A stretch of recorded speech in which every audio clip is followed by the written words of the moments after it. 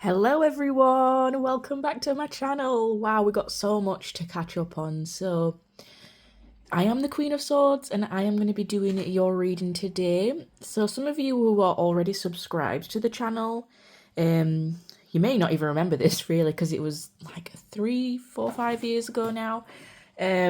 I had a channel back on here under the name of the Spiritual Seeker. Sorry, I just knocked the camera. Yeah, I had a channel here under as the Spiritual Seeker, and it was doing really well. Some of my videos had like over 100,000 views. Like they were completely free. There was no ads, anything like that. And I really, really did love doing it. Like I loved doing the readings. I loved all the comments you guys left, and you were also just wonderful beings. And I really liked the community and the space that I created on here. And but life had other ideas. Maybe I just wasn't ready for that at that moment. Maybe it was like the right thing, but the wrong time. I had other soul contracts to fulfill, healing to do, learning, evolving, transmuting energy, all the kind of good stuff in life. And I ended up having my two beautiful children. And yeah, life just kind of ran away with me, guys, and I didn't have the time to film anymore. My kids, when they were born, they had like certain issues, like nothing major or anything like that, but being a first time mom and a full time mom, it was really difficult.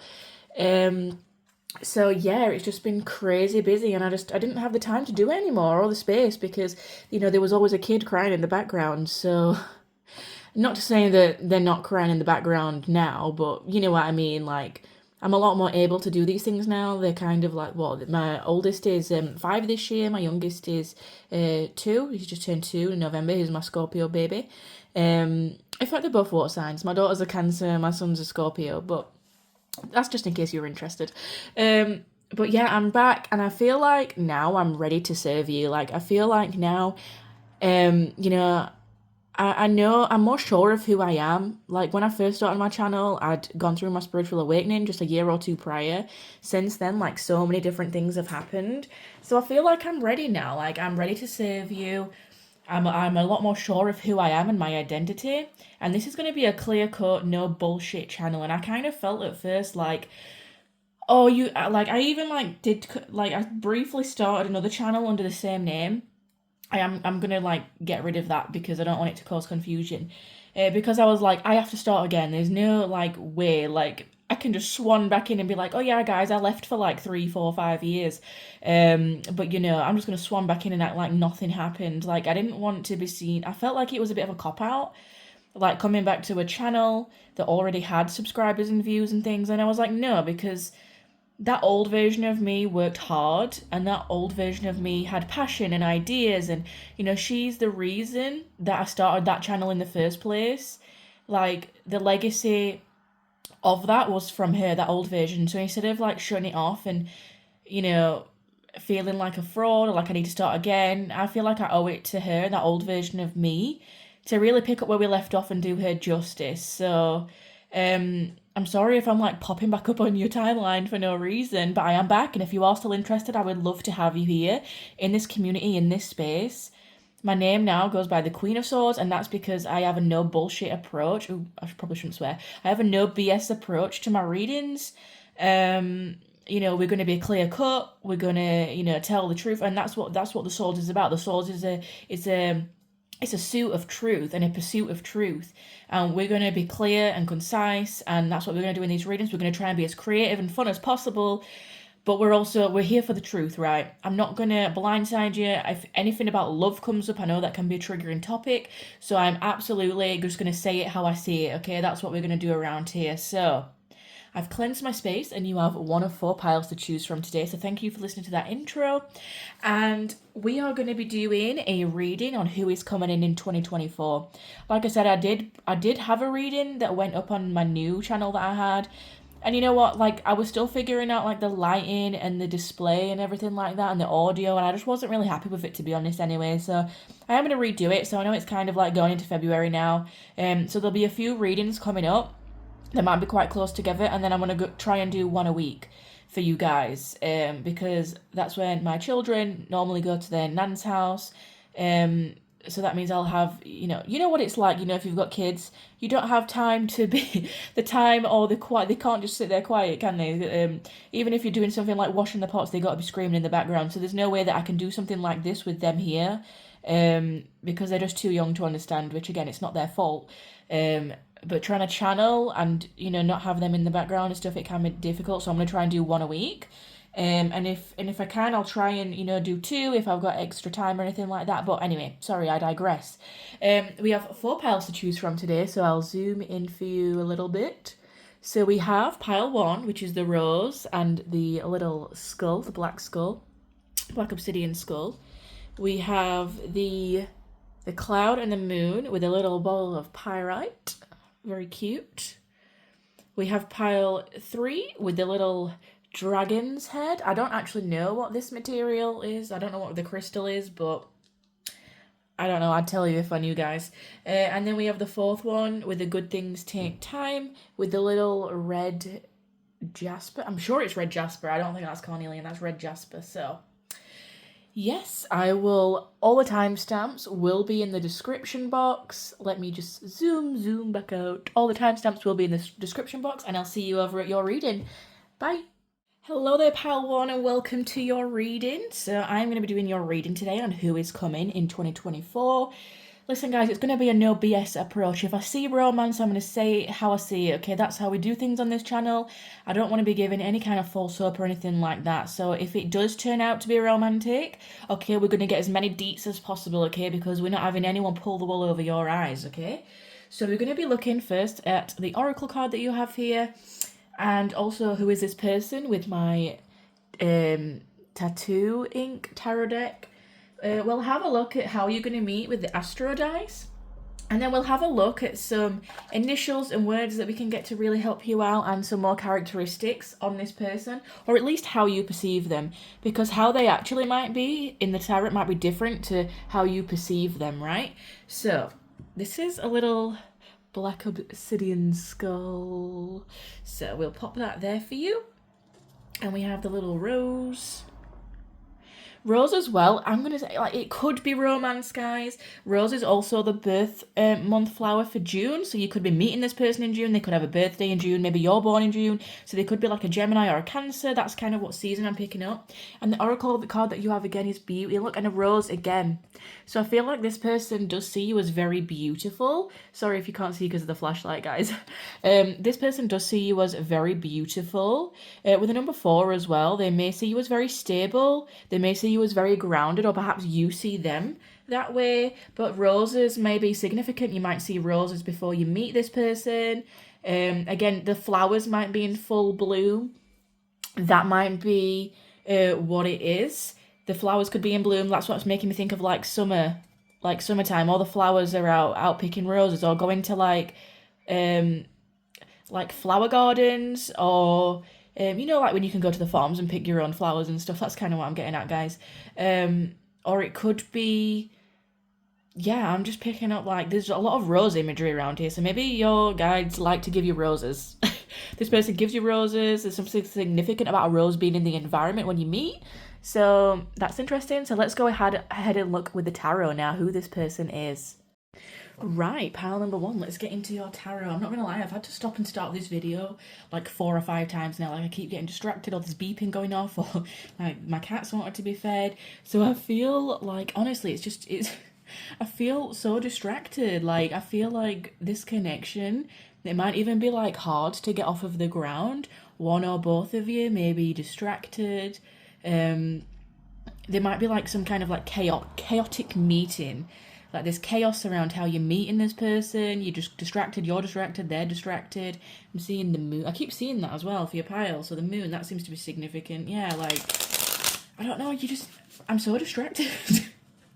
Maybe this person was like very distracted or chaotic or something like that. Because honestly, the amount of times I was like, guys, what's going on here? So, okay, spirit guides, please ground me, protect me, connect me. Please do not let any negative energies, entities, subconscious fears, thoughts, or desires rule this reading.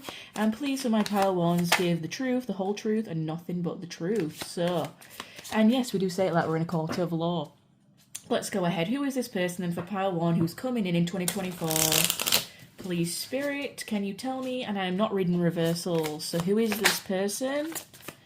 Who is this person that's coming in for my pile number 1s? Who are they? Oh, this person's wealthy. Or they could be wealthy. Oh, okay. They could have their shit together. Sorry, I'm trying not to swear. They could have, you know, all their ducks in a row. Oh, 2 of Cups at the bottom of the deck. This is definitely could be love. I'm not going to take it because it didn't come out, but I will keep it in mind. And again, I'm not reading reversal, so I'm not seeing it reversed. Who is coming in? Oh, I don't know if I want to take that many, Spirit. Oh, wow, they're just launching them at me. Okay, some came out here. Okay, can I have one more card, please, Spirit? Who is this person? Sorry, sometimes I start singing when I'm channeling. Oh, okay. They're very contemplative. Very contemplative. We have the Judgment at the back of the deck. I'll put it the right way around for you. I'll try and put it where you can see it here. Okay, so this person, pile number 1, I'm not going to lie. It feels like it could be a romantic offer because we had that 2 of Cups. We've got the Ace of Cups here. The Ace of Cups talks about an emotional new beginning, something that you're emotionally invested in, something that you want to invest your emotional energy into. The 10 of Coins here, it could be that they're extending money or extending a hand or building something with you out of love or respect. So again, I don't want to say 100% it's a love offer just quite yet. I mean, it does feel like it could be romantic, but it could be that someone is coming in to help you with your own emotional fulfillment. Again, it could be some kind of offer. It could be a money offer. It could be a job offer. But this person, in of themselves, they feel like they are very emotionally abundant, okay? So they could give you a love offer, but even if it's not a love offer, their emotional world feels very rich. They could be a water sign, Cancer, Scorpio, or Pisces, but, you know, they don't have to be. But I feel like they do have a very good job. I feel like this person definitely has a legacy to leave behind. They might not even tell you what they do for work. It kind of like might be a bit hidden because the High Priestess here is all about like hidden knowledge. It's also about intuition and wisdom. I feel like they have a very rich, deep inner internal world with the 7 of Cups here as well. It's almost like they have many options available to them. This is someone who you would see as successful. This is someone who a lot of people may be after, who is sought after, especially as well with the 7 of Cups. It's kind of giving me Pisces energy because you know how like Pisces like is ruled by Neptune, and Neptune rules like illusion, it rules fantasy, and the 7 of Cups is like a wish fulfillment. Like you're looking at all these different cups and what you could have from each and every one of them. Like, do I want this or do I want that, or am I going to have that fantasy world, or oh, let me think about this.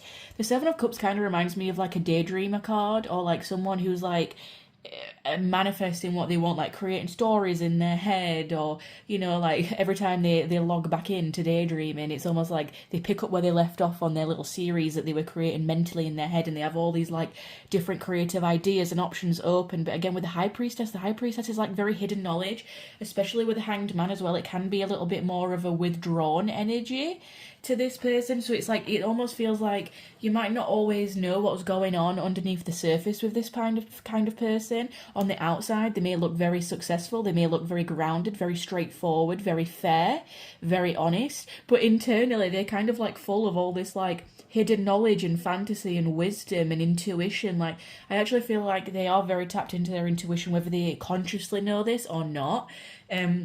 I feel like this person would be romantic, but you kind of have to get past the hard exterior first. I feel like this person has worked hard to get where they are. They live by their principles of honesty and fairness with the Judgment card here. The Judgment card is also a card of self-discernment, so I feel like this person, you know, they have a pretty good head on their shoulders. I mean, they must be to have the 10 of Coins here. And they kind of viewing you as this emotional new beginning, because even though the Ace of Cups is primarily a card of focusing on yourself, you know, having your your own cup of abundance. You see how there's two little birds here coming together, almost like drinking from the water. It's almost like you're drinking from the same cup. So maybe you like have the same kind of love language or the same emotional richness, the same emotional depth. Maybe this is someone who like secretly like loves love. They love fantasy. They love like romance. They love like all the books. They love creating all these scenarios in their head. Perhaps they just have this like very rich, deep inner world that they like to protect. I feel like they might dwell on things. Like they're not quick to make a decision. I don't feel like this is a quick moving person, especially with the earth energy here as well. I don't feel like this is a quick moving person with the Hanged Man. The Hanged Man kind of sits and stews and thinks about things for a while. And oh my god, have you noticed there's 2 roses on this card too? Yeah, roses are very, very significant. I've got 4 roses here, guys. Yeah, there's a lot. There's something significant about a rose here. Perhaps it's a name. Perhaps you get given a rose by this person. Perhaps this person loves roses. Perhaps again you meet in the summertime, Gemini Cancer season, because June rules over the flower of the rose, and it's specifically a red rose that's coming through. That's funny. I've got a rose tattoo as well. So technically in this reading there's 5 roses here. So I don't know, that's just coming through very significant. But I feel like the way that you meet might like be very chaotic because like I said at the beginning, it was almost like I kept getting distracted by beeps and then my cats wanted feed and then I had to do something else and then I got a text and you know, it almost feels like the way that you come together might be a little bit chaotic or you keep bumping into each other but you never get the chance to talk first. This person, they might kind of get in their head about approaching you, like, is that really a good idea? I feel like this person does have a sound judgment though. I feel like they are very fair and honest people. Like when they do make a decision, it's always from a place of like high regard, high moral. I feel like they're very respected in their work industry. Perhaps they don't like to let this more like mushy side of them known to people because maybe in work they're projected to be a certain kind of way. Like they're expected to be a leader or they're quite well respected or that they're quite high up in their job, so they kind of have to keep their like more emotions more of obscure, it kind of seems, or hidden. I feel like they're very tapped into spirit whether they know it or not, and they see signs. So again, roses may be significant here. Pisces seems to be significant here. Neptune seems to be significant here, and just the water signs in general. But yeah, I feel like there's just something about their emotional world that's hidden, and it's not bad. I just feel like maybe they can't act that way in front of people. So it's like you might not get to know this side of them as soon as you meet them. Like they might keep it a little bit hidden for a while, and they may like have some trouble coming towards you because again it's the distraction. This keeps happening, that keeps happening. We never get the chance to fully connect or talk, or you know, I'm in that place and you're in that place and it's not quite aligned yet. So maybe that's why there's a significance around the rose in June. It might take quite a few months for you to actually get a conversation with this person. So let's have a look at how you will meet. We'll use the dice. I actually broke my 3rd one, so I'm very good about that, but we'll have a look at how you will meet this person. And again, I feel like they have a lot of options. They have a lot of paths and opportunities open to them, or like you might think, oh well, yeah, they're successful, yeah, but they're mysterious and they've got a lot of options available to them, you know. Like you might even think that, oh, everyone's after that person. Like, how will they meet? 5th house. So the 5th house is ruled by Leo. It's all about like play, leisure, fun, the house of children, the house of like not taking things too seriously. It's all about fun. So you might meet them in like a fun environment. And we have the sign of Cancer here. Cancer rules the 4th house of home. Yeah, you know what the problem is? You guys meeting, one or both of you just may love being at home. You may love being a homebody and it's hard for you to get out. So it's like when you finally do get out, that's when you meet them. The 4 and 5 could also be April, May time again. So when flowers are blooming, when spring, summer is approaching, I feel like the earliest you could meet them is like May. April, May at the very earliest, but I feel like for a lot of you it's going to be June time, June, maybe July for some of you.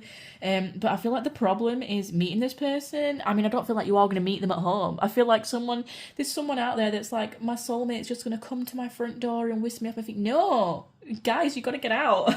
Like, this is a message, like, say yes to opportunities this year. I mean, of course, if you don't want to go somewhere, you know, don't go. But it's like Spirit's encouraging you to, like, get out. Like, not you sat at home watching all the tarot readings expecting your soulmate to come to you. Guys, I gotta call it out, I'm sorry. like I love you guys, but come on, let's get out, let's go out and have some fun. It doesn't have to be drinking, okay? I mean, there could be drinking involved. Okay, there's a lot of cups here, like cups overflowing. I feel like there's a lot of there might actually be a lot of opportunities to meet them that you're missing because one or both of you is staying at home. And if you're someone who loves going out, maybe it's this person because I am seeing a lot of introverted energy from them. It's almost like they've got a work persona, then they've got like a home persona. So I'm seeing, yeah, that you're probably going to meet out and about. You're probably going to meet somewhere outside of your home. But there's a problem with getting one of you out of your home. Like perhaps because this person works a lot as well, they just always want to go home and like relax and switch off and watch Netflix and chill and just be with their own. Like they have a lot to process emotionally. Actually feel like they are quite sensitive and romantic underneath. So maybe they just have to like really go home and ground themselves. Perhaps there's someone who is like they have a lot of decisions to make in their work, so that's a lot of pressure on them. So they have to come home and like unwind and relax a little bit. And yeah, I feel like that. But yeah, I feel like you definitely are going to meet this person out and about. Pleasure, leisure, it might even be like a fun thing, like a fun event. It might even be that you're like out bowling, I'm hearing, or you're at a bar or a restaurant and you meet this person, but you're definitely outside of the home, and there's an issue with you getting outside of the home. So yeah, I definitely feel like this could be romantic, definitely for some of you. But let's have a look to see what their intentions are. Let's have a look. We'll go ahead with this deck. Let's see their intentions and then we'll move on to some more specifics for you. About this connection that's coming in. I am feeling a masculine energy. Again, gender doesn't matter. But yeah, this is who they truly are. But again, you might not see them that way. You might see them as this like player who's good at work with lots of options. So let's have a see. Let's have a look. Ooh, hang on. Too many came flying out. Okay, please, Spirit, please tap me into the energies of pile number 1. Tell me more about this connection, please, Spirit. Can you tell me more about this connection and their intentions? Let's see what we have first. We have victory, we have... Oh, yeah. Someone could be like a sugar daddy here. I hate to say it, but... yeah. Oh, there's so much light energy here. And greens. Green seems to be significant too. At the bottom of the deck, we have the world. It's like, oh, this person wants to give you the world. This person may be coming in to, like, complete a cycle with you. Because it reminds me of the world in tarot. The world is about completing a cycle. It's almost like you're the last puzzle piece that they've been thinking about and wishing for. And they've been trying to find you. That's really cute. It's like, yeah, they might have, like, be solid in their money, in their work situation. It seems like they have a lot of money or they're very wealthy, or at least it doesn't, like wealth is not just about money. Like wealth can also be a state of mind. So it's like they're very wealthy in their internal world. They might be very wealthy at work. It's like they might have a house, they might have a pet, they might have things sorted, but it's like, but they just want their final puzzle piece, and it's almost like they've been waiting to find you, and they want their Ace of Cups. They want this new emotional opportunity with someone. Perhaps they're like out there searching for love, and they just love, and they just not quite found the right person yet. Perhaps they get getting like put off by people. Perhaps this person is actually very picky. It's like they have all these cups, and it's like they can't pick one because it's not the right one, and it's like you're the right cup. You're the right one. You're the one cup that they've been looking for all along. Yeah, I feel like this is turning into a romantic reading, guys. So if this isn't resonating, you can either pick another pile or pick another reading. Like, there's plenty of other, amazing readers and readings out there. So if you're not looking for love and you're finding that too triggering, just don't take it. Don't take on that story. It's not for you, okay? But especially with the 4th chakra, the Archangel Raphael here, that's about the heart chakra. So again, this person is very compassionate. They're looking for love. They just want to give you everything. They want a victory with you, like... It's reminding me of the 6 of Wands, and actually, when I split the deck at the beginning, there was the Moon, and the other one was the 6 of Wands, which is about victory, social victory. Yeah, this person definitely, they're serious, okay? Even if, because I feel like you might feel like they're holding something back or lying, with this Hanged Man and the 7 of Cups and the High Priestess, but they're not. I feel like it just takes them a while to open up a little bit. Perhaps they've had experiences in the past where they just didn't want to open up. Or they feel, like, because they have to have a certain persona at work or in the outside world. Or perhaps they're more of, not a celebrity status, but they're more, like, well-known as, like, a leader or something like that. So it almost feels like you're getting one version of them, but actually underneath they are a very loving, kind, generous person that just wants to give you their all. Okay, I feel like they're very spiritually connected, very connected to the element of water. This person may take a lot of showers or baths. Even if they're not doing it consciously, I feel like subconsciously they're doing it to clear their energy, okay, guys? I feel like this person wants to give you a world. This person wants to have the whole package with you. The world is, again, it's about completing a cycle. It's almost like they want to complete the cycle. They want to complete the cycle of life with you. The Ten of Coins is like the end of the cycle. They want to be with you for the rest of their life. They're finding that person that they want to be with for the rest of their life, is what it feels like. And they're genuinely like trying to open their heart to have a heartfelt connection with you. And they want to offer you something. They want to offer you a coin, offer you a gift. I feel like this person's love language might be gift giving. Like they might really pay attention to your emotion and your likes and interests, and then they see something in a shop window, this person, and this person thinks, oh, that reminds me of so and so, I'm going to get that for them. And it's not because they're trying to show off their money, it's because that's possibly their love language. It's kind of giving a lot of Pisces energy here again with the water, and Pisces can actually be very, very thoughtful and intuitive with their gift giving. They're the type that like to write sentimental cards and poetry and things like that. Again, with the roses, it's very like over the top, very like traditional kind of love, like let me read Shakespeare to you and give you red roses. I mean, maybe not that, maybe not that far-fetched, but, it's kind of like a Romeo and Juliet kind of fantasy that they have about this. But, so, if you're someone who loves love, this is going to be a great person for you. I feel like it is going to be a successful connection. I feel like if it does turn into a relationship, it's someone that you could potentially be with to stand the test of time. Now, come on, like, check yourself before you wreck yourself here. Like I don't want to give any false hope, but it is potentially a long-term commitment if it is something that you choose, if it's something that you choose to work on. Again, not everything is sunshine, rainbows and roses, right? So I feel like this person does have a lot to offer you. They have a lot of enrichment in their life, and I feel like they're very internally rich as well as maybe even physically rich, So yeah, perhaps they maybe they have long brown hair, because that keeps coming up, look. Do you see how he's got like long brown hair and light eyes here? And then even on the Raphael card, he kind of looks the same. Perhaps this person looks like that. Again, long hair here. There's long hair on these cards here with the brown hair. So yeah, I feel, this person wants to heal with you. Yeah, this is sweet. I like this energy. It's very sweet and thoughtful energy. So let's get some, we'll get some of these first. Please. You wouldn't believe I actually broke this yesterday. I'm so devastated. It's actually very sentimental to me. And yeah, so I'm going to kind of just ignore that, okay? Let's see if we can get how you perceive them then. Let's see, because this is how they actually are, but let's see how you perceive them, because you could meet this person and you'll be like, oh, this is nothing like this tarot reader said on YouTube. Well, this is how they actually are, but again, how you perceive them when you first meet them may be completely different. So we'll get some initials, and we'll also get, why did I just throw that in the middle of there? Can you tell me more about how my pile number ones perceive this person? Because then how you perceive them, you'll be able to recognise them. I kind of just go with what comes out. That was going to come out. Again, these guys are very, very specific. So if something doesn't resonate, just leave it out, baby. Like, no big deal. Like, Yeah, you may meet them at a restaurant bar. Do you remember how I said about that fifth house? You have to get out to meet this person. And I said I was picturing a restaurant. Did I say that? I'm sure I said I was like at a restaurant or something. Okay, so this person, they might be an older, more mature male. They could be between 45 or 50, or 45 to 50 days is significant. Or maybe, there's a certain number in there that's significant to you. We have Leo. You're perceiving them as you're perceiving them maybe more as a player. I feel like you're perceiving them more of a player. You're not really seeing this emotional depth here. Ambivert, yeah. Okay, so ambivert is like, they're not introvert, but they're not extrovert. Sometimes they may like to go out, sometimes they may like to stay in. Sometimes they want to go out, sometimes they don't.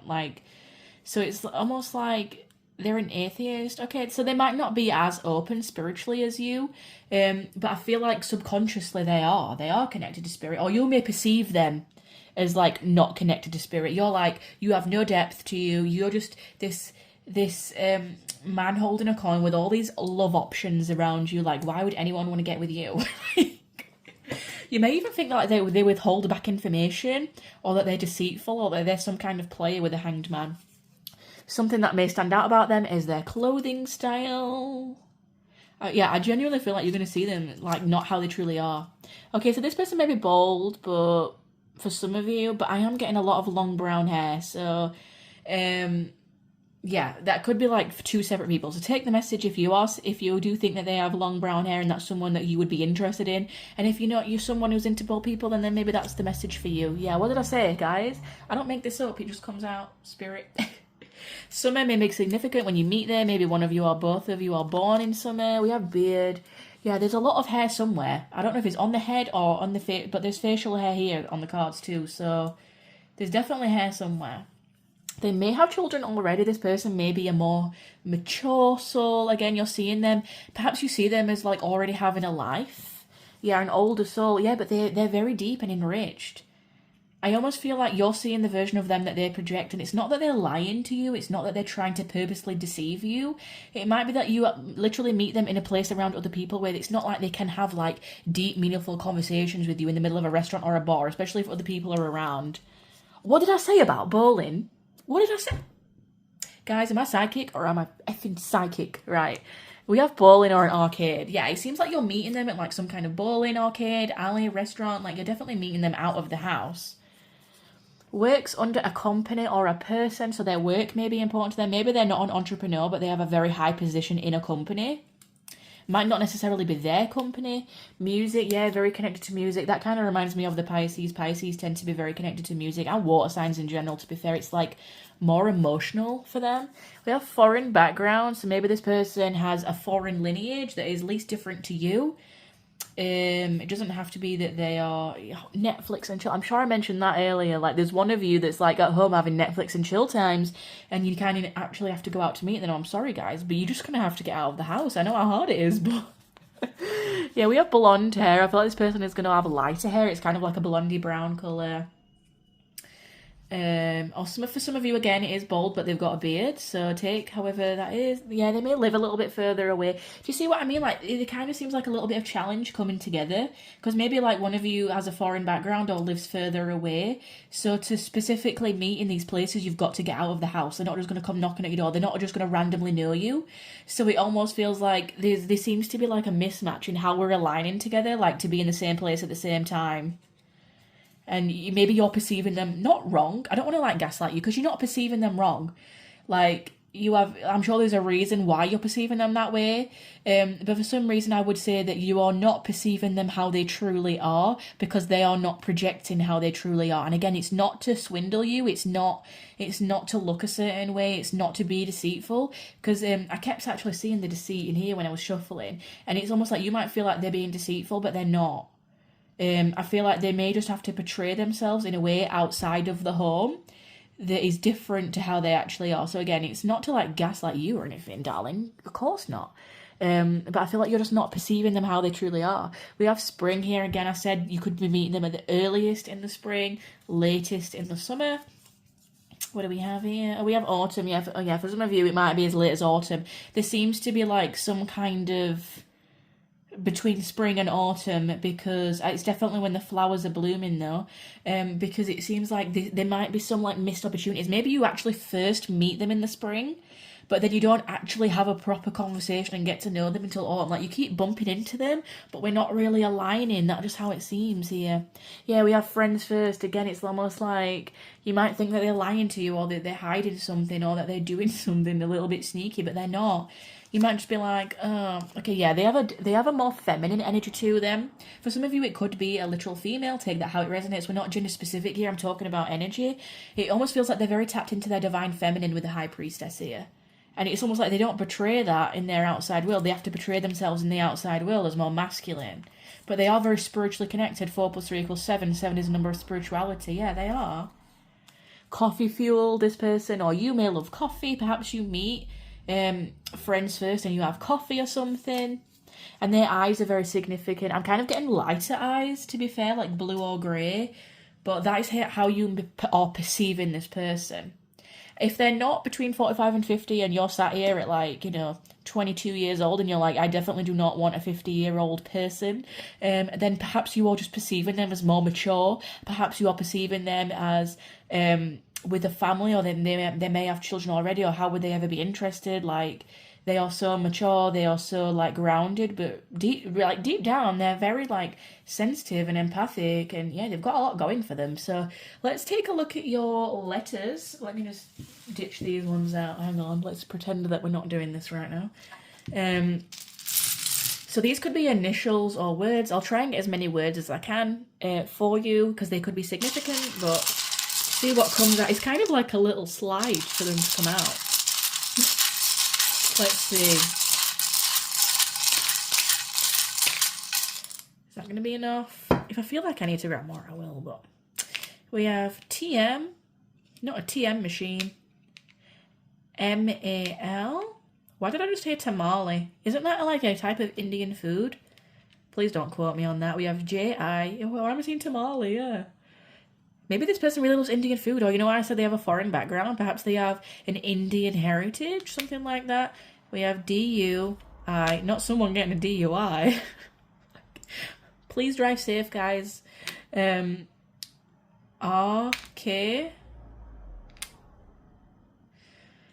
I don't know, maybe one or both of you have been doing some naughty things behind the wheel. We have N, 2 N's, so double letters showing up. We have a V. Yeah, we have, did I have K? Yeah, Link. It's almost like, I don't know, is there an app called Link or something? Like maybe a dating app or something? I don't know, I kind of feel like you're going to meet them out and about though. But we have Liv, as in like short for Olivia. Let's see what words we have here. We have Tim, Jim, dim. Yeah, we have the word dim here. I feel like this person kind of dims themselves when they're out in public. Especially like and you know how I said that this is how you perceive them. You're perceiving them as a Leo. The 5th house literally rules Leo, so it's like you might be seeing them as like the life of the party out there playing. You know, they've got all these options. You're not really seeing the deeper, more caring side. Yeah, perhaps even like your judgment is slightly impaired because how they portray themselves. You're seeing them as, okay, you're ambivert, you're out of the life for 1 minute, then you withdraw the next. It's almost like you feel like you can't really guess what's going on with this person.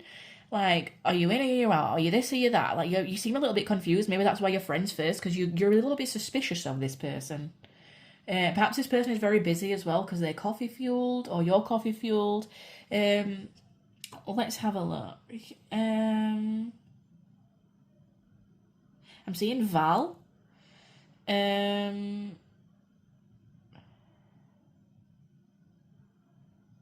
seeing Ram. So Ram could literally be, because that rules Aries. So again, you're seeing them very fiery, but I don't actually think that they're like that. I think that actually deep down they're actually very, very sensitive, and they want to give you this love offer, and you're like very suspicious. You're like, hang on a minute, you can be my friend first, because 1 minute you're out and about, next minute you're hiding in your home. Like, maybe you kind of feel like they're gaslighting you, or like they're like love bombing you with like gifts and stuff, or like they're hot and they're cold. But I feel like they just have like a work persona or an outdoor persona and a personal persona that they have behind closed doors. And again, I don't feel like they're trying to purposely be deceitful. I really want to make that clear. Like, I genuinely do not feel that kind of energy. Look, if I feel like they were going to throw one over on you and like play you and play your heart for a fiddle, I'd tell you guys, but I'm genuinely not seeing that. Oh, that was weird. I never say play your heart for a fiddle, and we had music. Perhaps this person likes fiddle music or something like that, or I don't know. That's just really weird how I said that. You'll know if it, yeah, because I'm seeing run. You'll know if it fits with you. I'm seeing run, like, yeah, it's almost like you might run from this person, like, run, I'm not being around you. Why can't I nail? Yeah, you almost feel like, nah, this person's just trying to nail me. I don't want to be around you. Yeah, what else am I seeing? Van. One of you may drive a van, or I don't know, there may be a significant van that you see next to this person. Maybe you see them walking or go into a van. I don't know. Maybe they have like a done out van where you can like go traveling and stuff together. That could be a possibility too. Am I seeing anything else, please, Spirit, out of these letters? I mean, you can make your own words out of this, especially if it fits for you. You're probably screaming at me through the screen. I see this. I see this word. I can hear you already. Main. I'm seeing main. It's almost like this person's got main character energy. Maybe you even think they're vain. You're so vain. I'm not interested. I feel like you're just gonna get the wrong first start with this person. I'm not gonna lie. It could be raining when you meet as well. I am seeing rain.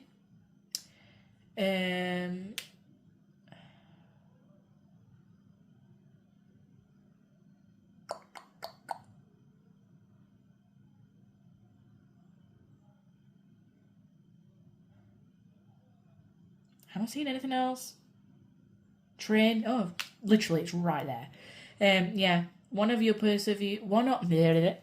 both of you may travel for work using the train. So yeah, I'm gonna leave that there for you guys. I really hope that you enjoyed that reading. Please, if you feel called to, hit a like, comment down below what you'd like to see on the next reading, and subscribe if you're not already, if you do enjoy these kinds of readings. It really helps the channel out. It helps other people find it with the algorithm and stuff like that. You know how YouTube works. So I hope you have a wonderful day, evening, good night, wherever you are in the world, and I shall see you at the next one. Bye. Hello and welcome, my pile number 2s. If you picked the little bottle of pyrite, I believe it is. Sorry if you can't see it. It's not focusing. Why isn't it focusing? We're going to put that over there. And if you picked the little moon and cloud sticker, I love this sticker. It's so cute. So I kind of feel like you might be meeting this person at night time, or there might be something like hidden about this connection is kind of what I'm getting. So we're gonna start off with your oracle card, then we will move to the tarot with who this person is, how you will meet with the dice, and then we're going to move on to some like really specific things. So again, just take it if it resonates, leave it out if it doesn't, and some letters and words. So your oracle card that you got for this reading was the moon. Oh my god. Yeah, there's definitely something like hidden about this connection, or at nighttime, or maybe even a little bit confusing. I feel like there's something about this connection that you just don't know yet. Perhaps it might even be a challenge to get with this person with the number 5 here. So we'll put your oracle card here and your little sticker and see how that aligns. Let's see how that ties in with the rest of the reading. Okay, so please, Spirit. And as well, guys, like, I am just going to say that I am the Queen of Swords, so if something romantic does come up, I am just going to say it how I see it, guys. Like, even if what their intentions are, I'm not letting anyone pull the wool over your eyes, my pile number 2s, because you're just too wonderful. So, okay, Spirit Guides, and I'm not reading reversals either. So, thank you for tuning in with me today. Right, so let's go ahead. Pile number 2, my wonderful pile number 2s, Archangel, Spirit Guides, please tap me into the collective energy of pile number 2 and clear out of any of the energy from pile number 1. Please do not let any subconscious fears, desires, thought forms, patterns, or energies or entities in on this reading. And as always, please tell me the truth, the whole truth, and nothing but the truth. And yes, we do say it like we're in a court of law. Right, so who is this person? Who is this person that is coming in 2024 for my pile number 2s? Can you tell me about this person? Please, Spirit. Judgment. Okay. The Ace of Coins. Yeah, okay. Don't cry at the 3 of Swords just yet, I promise. For those of you who read tarot, you're like, oh no, not the 3 of Swords. Can I have one more card, please, Spirit? That would be amazing. Thank you. Oh, well, I didn't mean leave that one at the bottom. Another card, please, Spirit. Who is this person? Oh, are we taking that? No, it didn't come out. If it didn't come out, I'm not going to take it. We have the King of Cups at the bottom.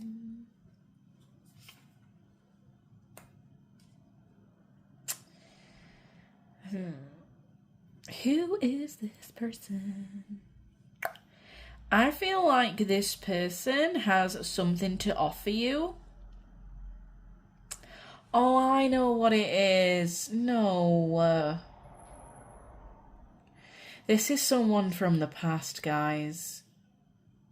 I feel like you already know this person, and I swear downright, I hate channeling these messages. Well, it's not that I hate channeling these messages, but this is a theme that comes up so often, and I know a lot of people can get triggered by it. Like, oh yeah, someone returned for the pastoral reconciliation, they broke my heart, they played me, they did this, they did that.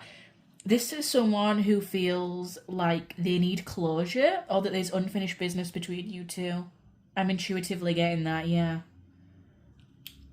You felt lied to in the past or deceived by this person, or things were very unclear, especially with this like moon energy here. It gives Pisces energy to me, like things were very unclear because the moon is ruled by Pisces. Pisces rules the 12th house. It's ruled by Neptune. Neptune is about illusion. You feel like this person like blindsided you and pulled one over on you. This person, or you, this person might have even broke your heart, or they feel like you broke their heart, or they might, that one or both of you may be going through a breakup right now. Again, just take what resonates, leave out what doesn't. Like, if you're getting triggered by this reading, if this message isn't for you, like, I'm just going to say it how I see it, okay? I'm seeing that they've had a change of judgment, they've had a change of heart, things have become clear now. It's almost like the clouds of, like, they've uncovered the truths of the moon. Because you see how the cat here has got, like, the moon on the forehead as well. It's almost like they've had some kind of, like, judgment call, or, like, wake-up call, or truth. Self-discernment even. Or, like, you was very self-discerning over this person. Like, I'm not too sure of your intentions. They kind of want to come back in with an extended hand, like, an offer here. Because they know that they did you wrong. They know that the things aren't over between you. And if they are, they want to give you closure. Like, the world is the end of a cycle. They want to give you that. And they want to give you some kind of information. But the Knave of Swords is the Page of Swords. And it can be seen as immature. But they do want to kind of give you some kind of message. Or, like, some kind of, like... What is it when you extend a hand to someone? Like, you're extending an olive branch. That's the word. They kind of want to... Oh, they want to extend an olive branch. But the way that they do it, it might seem a little bit below the belt or immature, or like, really? You're going to hit me up at the night, text messaging me at 3 a.m. when you did all this, and you think that's going to fix the problem? It almost feels like this might be closure for you and this person. Sorry, I'm just having a sip of tea, guys. We're literally getting the tea on this person, aren't we? Hey. Yeah, I feel like you're going to be very defensive and reluctant to hear from this person. I don't think you're going to be too happy about it. I mean, maybe some of you are, but... Oh, I'm sensing like a very sneaky energy in the past. Like something that was very hurtful. There could have been like a third-party situation going on. But with the King of Cups, it's like, oh, I've had a change of heart. I actually want to offer you something solid this time. But you're kind of like, hang on a minute, mate. Like, let's see what work you've actually done, because your words weren't matching up to your actions. And I want to see now if your words are actually going to match up with what you have to offer, and if this offer is actually going to be good enough for me. You already know this person. I'm sorry to say it. Okay, not every reading is going to be like this. Not every pile has this message, I'm sure. I mean, I haven't done the other piles yet, but pile number 1 was definitely not like this, so I'm not trying to give anyone any kind of false hope, or like, oh, this person's coming back to reconcile. I think if this person does, you should be cautious, and you rightfully so, Do you see how, like, I'm like, my throat's closing up? It feels like this person is scared to talk to you, pile number 2. They're like, I know I need to say something, because otherwise this person's going to move on. And I'm going to miss out on this opportunity. I've got a better judgment now, and I do actually want to offer this cup of love, or I want to offer at least something. It feels like at the very least they want to offer closure or an apology, and if you take them back, then you take them back. But if you don't, then they're like, well, yeah, I get why, because look at how I acted. I feel like they have recognised how they've acted with the judgment here. This is all about self-discernment. They do recognise what they did. They are closing out cycles, or they're seeing you as you're going to close out the cycle and move on if they don't get their ass in gear. But it feels like the way that they come towards you may not be the most appropriate for the situation. I don't know, it kind of feels a little bit immature. Like, they do come at you in the same way that they did before, but they're trying to be more mature and show that they're trying to show you that they've grown from this knave to this king now, that they do have this emotional depth, that they do have these feelings. But what's under that? Yeah, the Ace of Wands. You kind of feel like, okay, bitch, like, are you just coming at me because you want some sexy time? Like, is that what it's going to be? Or do you actually want this solid, more grounded opportunity because you broke my heart in the past and I thought we closed out this cycle. I feel like you may have even moved on from this person. Like, you may have even, like, closed out this person and been like, right, I'm done with this cycle, bye. And it's only then that they're like, oh, shit, you know? I'm trying not to swear, but I seem to be swearing a lot in this reading, so I don't know, maybe this person swears a lot or you swear a lot. Or they're like, oh, you know, I really fumbled the bag here. I recognise what I did in this person's absence and what I put them through. But I don't know, you're kind of like, I feel like in the past, this may have been a situationship or a very short-lived relationship. It feels more of a situationship to me, or a friends with benefits, or like something where you just didn't align. Like, you maybe wanted this to go further and they didn't. They just carried on wanting to play the field and being this Knave of Swords, but they were very good with their words, and it's almost like you got persuaded by them. You never really got to see their hidden depth, and maybe you just kind of saw them as a player. Yeah, Five of Swords, you just kind of got defeated by the situation mentally. You'd had enough of the situation. You had to gather your strength and move on. Yeah, you had to cut this person off. Queen of Swords, yeah. You had to build your own abundance. You were like, I'm cutting you off. That's it. Could be Leo energy here as well. This strong fire energy, like you're perceiving them as fire. And also a lot of air energy here as well. So again, I'm not going to go too much into the signs because they don't really mean anything in a general reading like this, but air signs or fire signs. So that's Gemini, Libra, Aquarius, or what did I say? Yeah, Gemini, Libra, Aquarius, or Aries, Leo, Sagittarius, the sun, moon, or rising. Yeah, I kind of just feel like, oh, here we go again. I thought we ended this, another cycle. Maybe you just kept going in circles with this person. So, yeah, I'm sorry if that's not the message that you want to hear, but someone is going to be coming back around. Oh, we got a card that flipped here. Yeah, they can't, yeah, Four of Swords. They want to bring healing to this connection. At the very least, they want to say something or give you some kind of apology or end some kind of cycle here for the things that they did do. They do want to extend an olive branch and they recognise what they've done. I do feel like they have matured to some extent, but I still feel like you're going to roll your eyes at it, pile number 2. I'm not going to lie,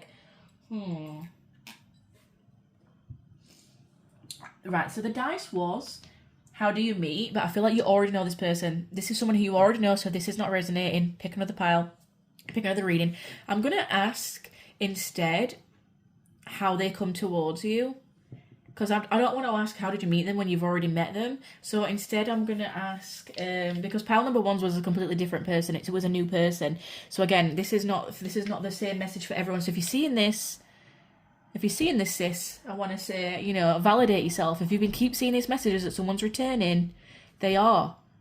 You might have been waiting a long time for this. You might have even got mentally defeated, but I do feel like they are coming back. It's just taking a while because they've had to do all this healing inner work and this discernment. They've had to finish out cycles and things, or cut people off, or they might have had people in their ear and they realise that this is something that they've got to do on their own. And they lack a little bit of confidence. They've been in the shadows healing, yeah, and I just feel like, yeah, I'm definitely, sorry guys, there's a lot of messages coming through, because I feel like a lot of people do watch these readings and they kind of get triggered in a way, oh, I keep seeing that so-and-so is going to come back and they never do, and they've been playing these games. No, this is your sign, we tell the truth here, okay, you've seen me shuffle the cards, I'm going to say it how I see it. So, how is this person going to try and come back in to pile number 2's life?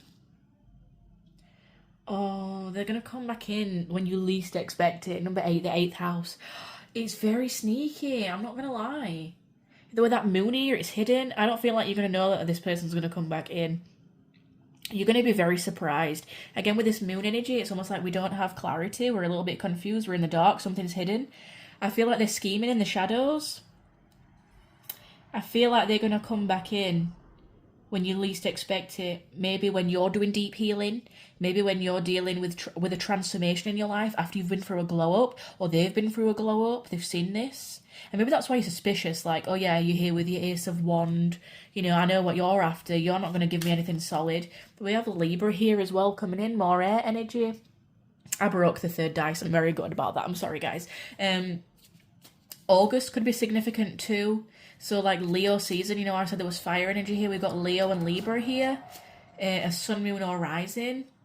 With the Libra as well, it rules the 7th house. They're going to come back in I don't want to say begging for a relationship, but they're going to come back in with a hidden motive of a relationship. I definitely feel that way. They're definitely coming back because Libra is the seventh house of relationships, of partnerships, of balance, of harmony. They do want to balance something out with you. I feel like they might come in and say, "Oh, let's be friends. Let's just sort this out. Let's just do our apologies." And you're like, "Hang on a minute," because secretly they do have the agenda of something more deeper with you, something more hidden. I feel like they're not lying, but they're not telling the truth either, which is still sneaky in my opinion. What are their intentions? Let's have a look. Actually, let me have a look at my other deck. Hang on. Can you tell me more about this person, their intentions, this connection? What are they actually after? Please, Spirit. Sorry, I'm just clearing the energy from the deck. Yeah, they kind of want to reconnect again. They're kind of feeling the psychic pull towards you. I'll put these up here for you. They're feeling a psychic pull towards you that they cannot explain, they cannot get rid of. They kind of want to manifest you. They're like, yeah, they're anxious though, I'll tell you that. They're anxious. Yeah, this is what I mean. I don't want to take that one, I'm not feeling it. Didn't come out enough properly. Yeah. Yeah, you or they may have walked away from this connection. I'm seeing a lot of nines here as well. We've got 2 plus 7 equals 9. 1 plus 8 equals 9. They're doing a lot of hidden things on their own right now. Yeah. Contract at the bottom. Again, with the Libra scales, that's coming through. It feels like they've got kind of like some spiritual contract that they feel fulfilled to complete with you. But they kind of feel anxious about coming towards you because they know that you had a right to walk away and that they did you wrong. And they're kind of alone right now, or maybe you feel alone right now. They're kind of working on their inner work with this moon energy. They're really going through maybe their subconscious fears and triggers of like why things didn't go right in the first place. Maybe they've had to do a lot of judgment on themselves. They've actually been quite harsh on themselves, not to feel sorry for them, but I'm sure there is a more than valid reason of why one or both of you walked away. Maybe they felt like there was a third party involved.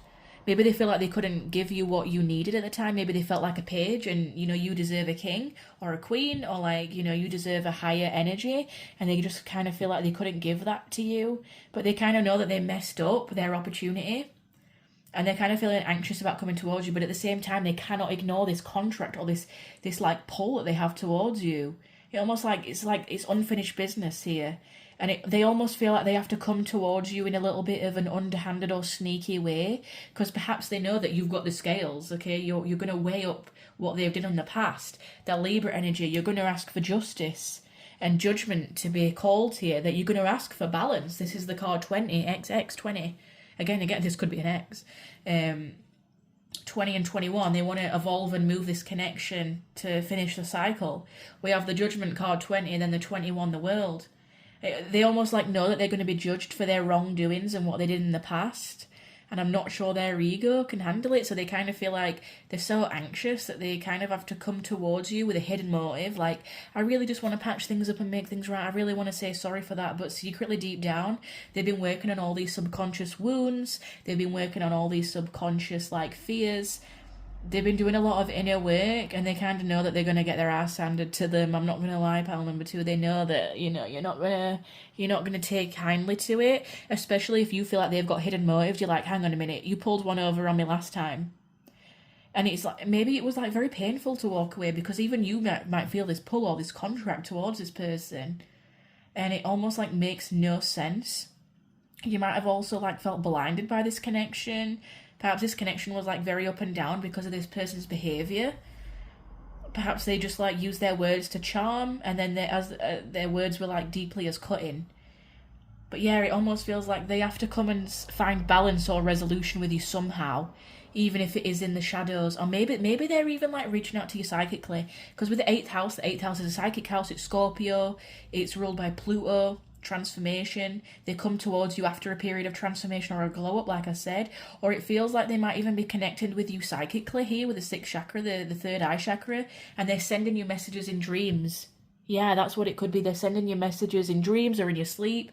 They're trying to heal the challenges with you before they actually make a move in the physical world, because in the physical world it's moving a lot slower with this Ace of Pentacles here than what it is in the mental world and the psychic world. Spiritually, they're already trying to patch things up with you. Yeah, I'm definitely feeling that kind of energy. Right, okay, so let's have a look more about this person to get some clarifiers. Just ignore that this is broken. I am so gutted. It's so sentimental. It's nearly 20 odd years old, this thing. And I broke it coming down the stairs to do this reading. So let's just take a moment to pray for this lovely bowl that my dad made the 26th of May 2005. Not like you really cared, but let's get some more indicators of this person, or at the very least how you perceive them.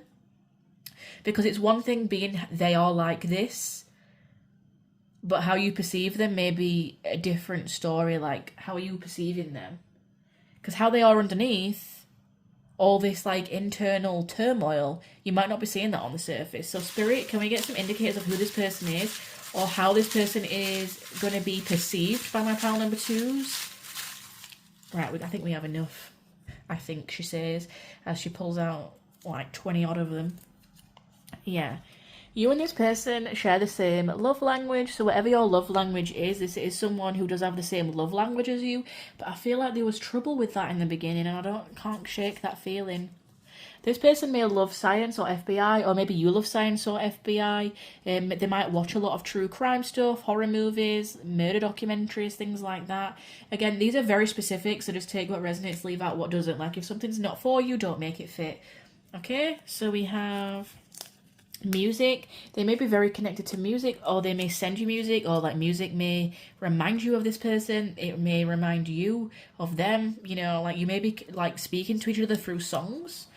Their nose may be very prominent. I'm kind of getting an aquiline nose, but a very strong nose, or a nose that you recognize as very prominent. Like if you saw a side profile of this person in like a shadow side profile, you'd be like, yeah, that's that person, because I recognize their nose, or like something that's very strong. We have e-gal/e-guy. So, okay, this is very specific. This was coming through when I was channeling, like, different dress types. I'm not trying to stereotype or anything, guys. It was just literally like a dress type or a trend, or, like, something that they may look at or be interested in, or maybe you perceive them as that, or they perceive you as that, you know. This is someone who is good with finances overall. I don't really feel like they have many money troubles, especially with the Ace of Coins here. They may have a new job recently, or they may have a new financial opportunity that they took that was very fruitful for them. We have black hair. So this could be black hair or darker hair in general. We have bilingual. Maybe this person knows more than one language, or they're interested in more than one culture. Perhaps they're a little bit more well-travelled. They may work under a company or a person, so they may not be an entrepreneur, but they may work under a good company or a person. Like, it seems like they're good with their finances. They're quite solid in their job. Loves reading. Perhaps this person loves reading, or you love reading. Maybe this is describing you, and that's how they see in you. We have bald. I don't know, guys. Perhaps this person... We have black hair and bald. Perhaps this person is, like, balding, or has, like, a receding hairline, because bald can also mean, like, receding hairline, or that they shave in some kind of way, or they could literally be bald. We have winter, yeah. It seems like this connection is in a period of winter. It's in a period of, like, dead, stagnant energy here is what I'm getting. Like, oh, they might not even come back towards you until the winter. We have cafe, so they may, like, say, hey, do you want to meet up for a coffee? Let's go to the cafe or something. They want to talk things over with you. We have 35 to 40, so they could be in this age range, or 35 to 40 could be significant, as in 35 to 40 weeks, days, you know, take that how it resonates. We have city, gal or guy. Maybe this person loves the city. They love traveling to other cities. Perhaps maybe that's what they've tried to, like, learn other languages. They like that. We have spontaneous. Yeah, I feel like you're seeing them as very spontaneous. I don't feel like you're seeing this person as very grounded. I don't actually feel like you're seeing them... Are you seeing them for who they are? I think you do, but when it comes to their emotional world, you're not quite catching on to what they want. We have Netflix and chill. Again, maybe this person loves watching, like, Netflix and chill, like, all the documentaries that they have on there, the FBI, the true crime stuff. Stubborn, yeah, this is what I mean. Like, this person's stubborn, so it's like they might not come towards you until later on in the year because they're just full of anxiety. I think this person needs to get over themselves, to be honest. We have plays sports, so they may play sports or be into sports, or, you know, they may play, like, some kind of tournament. Even it could even be something as simple as, like, darts every week or something like that. I don't know. I just want a little bit, I would usually end the reading here with the letters, but I do just want to clarify this person's intentions, because I feel like they have been sneaky in the past, and look, I don't want to give you any false information here. What is this person's intentions?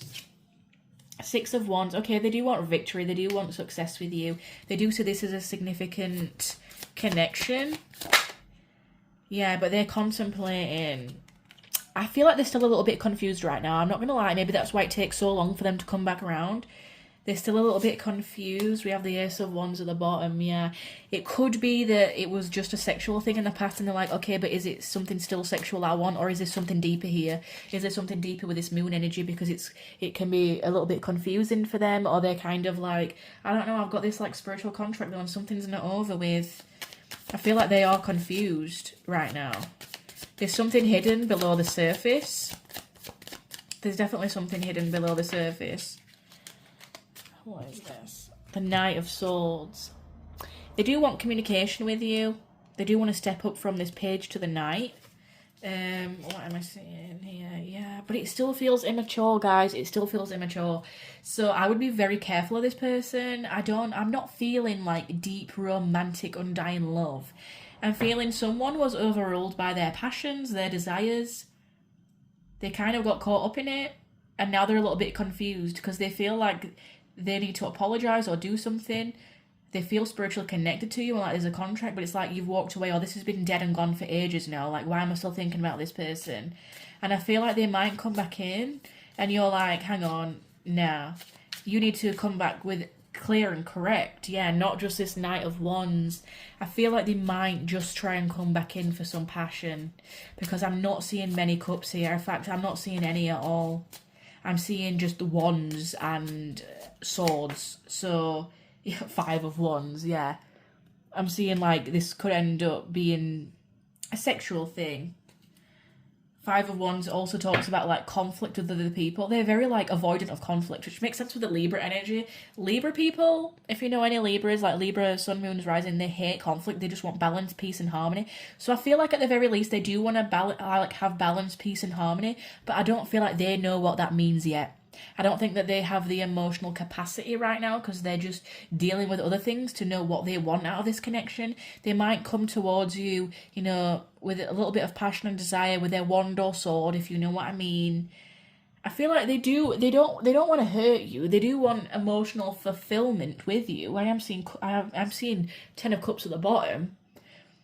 But I feel like they're still confused right now. So I'll leave that part of the message there. We will finish off with your letters. And we'll try and make words out of this too. Let me just pull these ones out because they could be significant. Just ignore the fact that I've thrown them all over there. Okay, so words, letters, or initials. So my pile number 2, please, Spirit.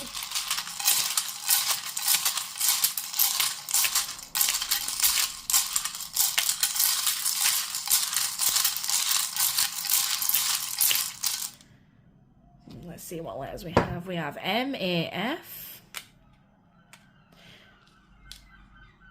Oh, I heard seagulls. I never hear seagulls around here. I don't live in a hometown. Maybe seagulls is significant. Maybe a coastal area is significant. Let me just get these out for you. We have M-A-F, J-E-N-D-E, C,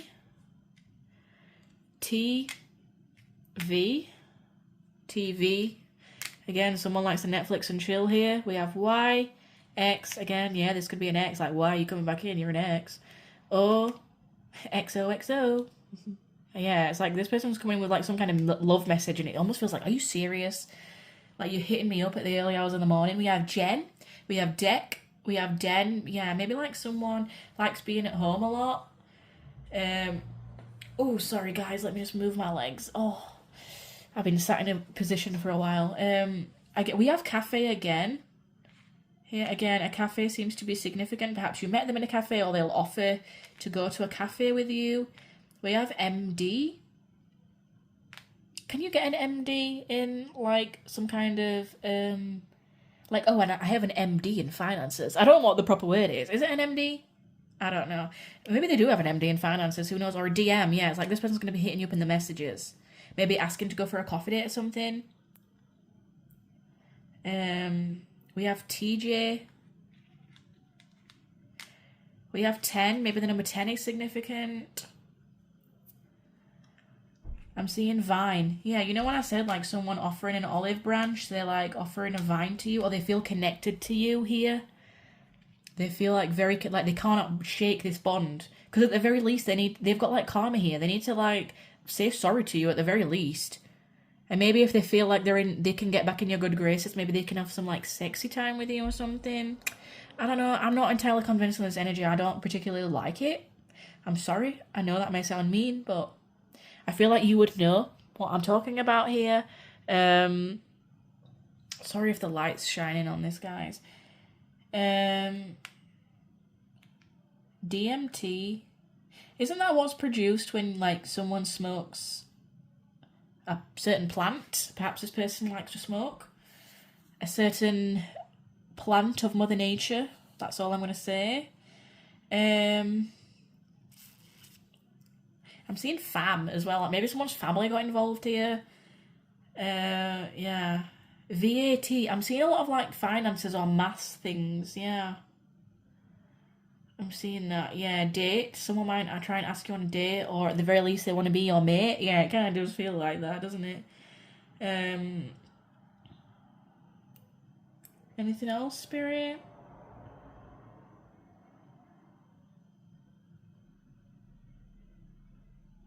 No. I'm not really seeing anything else, but you know, feel free to make what you want out of the letters and initials, things like that. So I really hope that you enjoyed that reading. Hit a like, you know, comment down below what you'd like to see next time, and if you aren't already, please consider subscribing to my channel. If you want to see more readings like this, it does just help the channel out, you know, with the algorithm, so other people can find it as well. Even if the message isn't entirely for you, it might help someone else find it when they need it. So I really hope that resonated for you, pile number 2. I'm sorry it's probably not what you were looking for in this reading, but hey, I gotta say it how I see it. So I shall see you in the next reading, and I hope you have a great day, evening, good night, wherever you are in the world. Bye bye, pile 2. Hello there, my wonderful pile number 3s. So this is going to be your reading for who is coming in 2024. Listen, I'm just going to say it how I see it. If I see it as romantic, if I see it as platonic, if I see it as a friendship, a business partnership. I mean, we've had a couple for the last one. They were a little bit different. So, you know, and if it is romantic, please do not get triggered. I am going to tell you the truth. And if it's not for you, you know, and you do feel a little bit triggered by it, you know, just click off this reading. It's not for you, babes. So yeah, if you picked the little crown and the little dragon, straight away from these, I'm kind of getting that this might be someone who comes in to empower you. It kind of feels like it's probably not going to be romantic. It kind of feels like this person might be sent in to empower you or mentor you in some kind of way.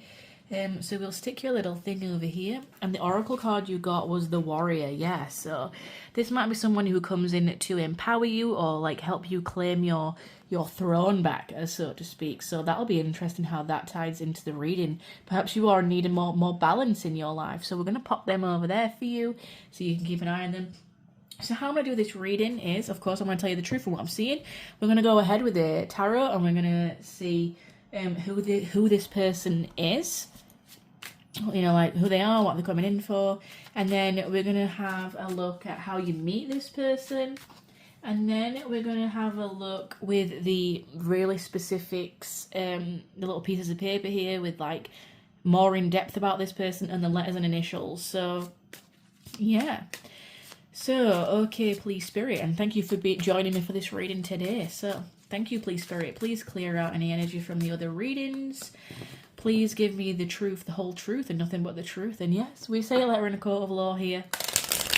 I am the Queen of Swords after all.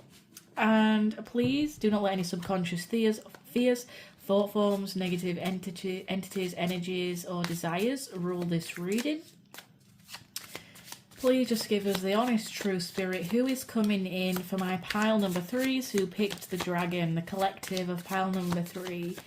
Who is this person? Oh, they're very happy. Oh, they're powerful. Yeah. You know what I was saying? They're a warrior. This person's powerful. Major Arcana here coming into the reading. Knight of Coins. Can I have 2 more cards, please, Spirit? I'm not reading reversals. Okay. Oh, okay. They might be a little bit sad at the moment, or they come into your life when you're a little bit sad. We have Justice at the bottom. Interesting. I think Oh, okay. Oh, this could be like a lawyer, or like someone who is going to help you with some proceedings, law proceedings, court proceedings. This could be someone who may help you out with your finances, is what I'm getting as well. But I feel like this person is going to come in either when you really need them or they really need you. And it's almost like they're this ray of sunshine, this ray of happiness that comes in right when you need them. You could be manifesting this person, or this person could be manifesting you. If not, this person is very good at manifesting things into their life. It's almost like this ray of sunshine. I've got Leo and Aries here, and also Libra as the main arcanas here. Oh, yeah. They might help you bring justice to something, or they come to right a wrong. Now, I do feel like this is a new person. I don't feel like it's an old person, but it almost feels like they come to right the wrong of what other people did in the past. Okay, this is going to be very specific. This is going to be a very specific reading, so if it's not resonating, pick another pile. Like more than. Why can't I get my words out? More than, what was I going to say? What the hell? I don't know what I was going to say. I'm more than thinking, pick another pile, it's okay. Because the Four of Cups is about, like, apathy or, like, regret. Like, you regret not choosing an offer, or you regret not taking something, or, like, things that were done to us in the past. It's kind of like the Four of Cups, the Five of Cups, they're very, like, they're a little bit more sadder cards. It comes after the Three of Cups. It's, the Four, it's about more healing. It can be about, like, regret and looking back on things and, whatnot. It almost feels like, it's feeling like a past energy though, this. Like someone did something to us in the past that causes a lot of mental anguish. And this person almost like comes in that you've manifested to right the wrong of something that someone did to you in the past. Okay, do you know what it is? Okay, I'm getting the energy now. Thank you, Spirit. It feels like, okay, you've been hurt in a lot of connections in the past. You have had to be strong. You've had to learn to be this warrior. Perhaps you're feeling a little bit down in life right now. Perhaps you're just trying to manifest happiness and justice, or there's a situation or a connection with someone in the past that hasn't had justice yet. Now, that might literally be that you're in court proceedings with this person. Perhaps this person, did things to you. They broke their heart. They got in your head. They made you unconfident. They gaslighted you. And it almost feels like this new person is coming in to be the happiness that you need, to be this warrior and stand up for yourself. And it's almost like someone's standing up for you, but they're also teaching you how to stand up for yourself, for this warrior and this crown. It's like you're taking your crown back. They allow you to take your crown back. So that's what's kind of making me feel like this person is like a lawyer on your behalf. What does a lawyer do? They speak for you. They help you get what's rightfully yours back so that you can move on and be happy again. But it doesn't feel romantic. Do you know what I mean? Like, it's a very strange, specific energy. It feels like they could be like coming in as a friend or a lawyer, or you need their services in some kind of way because other people have let you down in the past that have caused this conflict in energy. And they kind of like help you heal and make up for what's happened in the past. This could be like a therapist or a counsellor, guys. Like, I'm seeing like someone significant coming in, offering you a service. It's something physical. And you get a new beginning. They help you to your happiness. Not that we need anyone to be happy, but they help you find the happiness again within yourself. They help you reach that in justice to balance things out. They help you wear your crown again. They help you become this warrior. They help you balance things out with this number 2 here. It's almost like they get you out of your head, or you get them out of their head. I'm sure it's you. I feel like it's you in this energy. And they're doing this to you.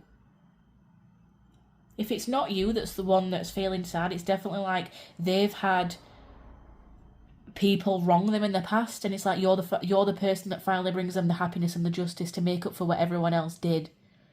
Do you know what I mean? Like, that's kind of the energy I'm getting here. It's very specific. So again, my readings can be very specific. So if it's not resonating for you, leave it out. Don't take it. Don't make it part of your story. But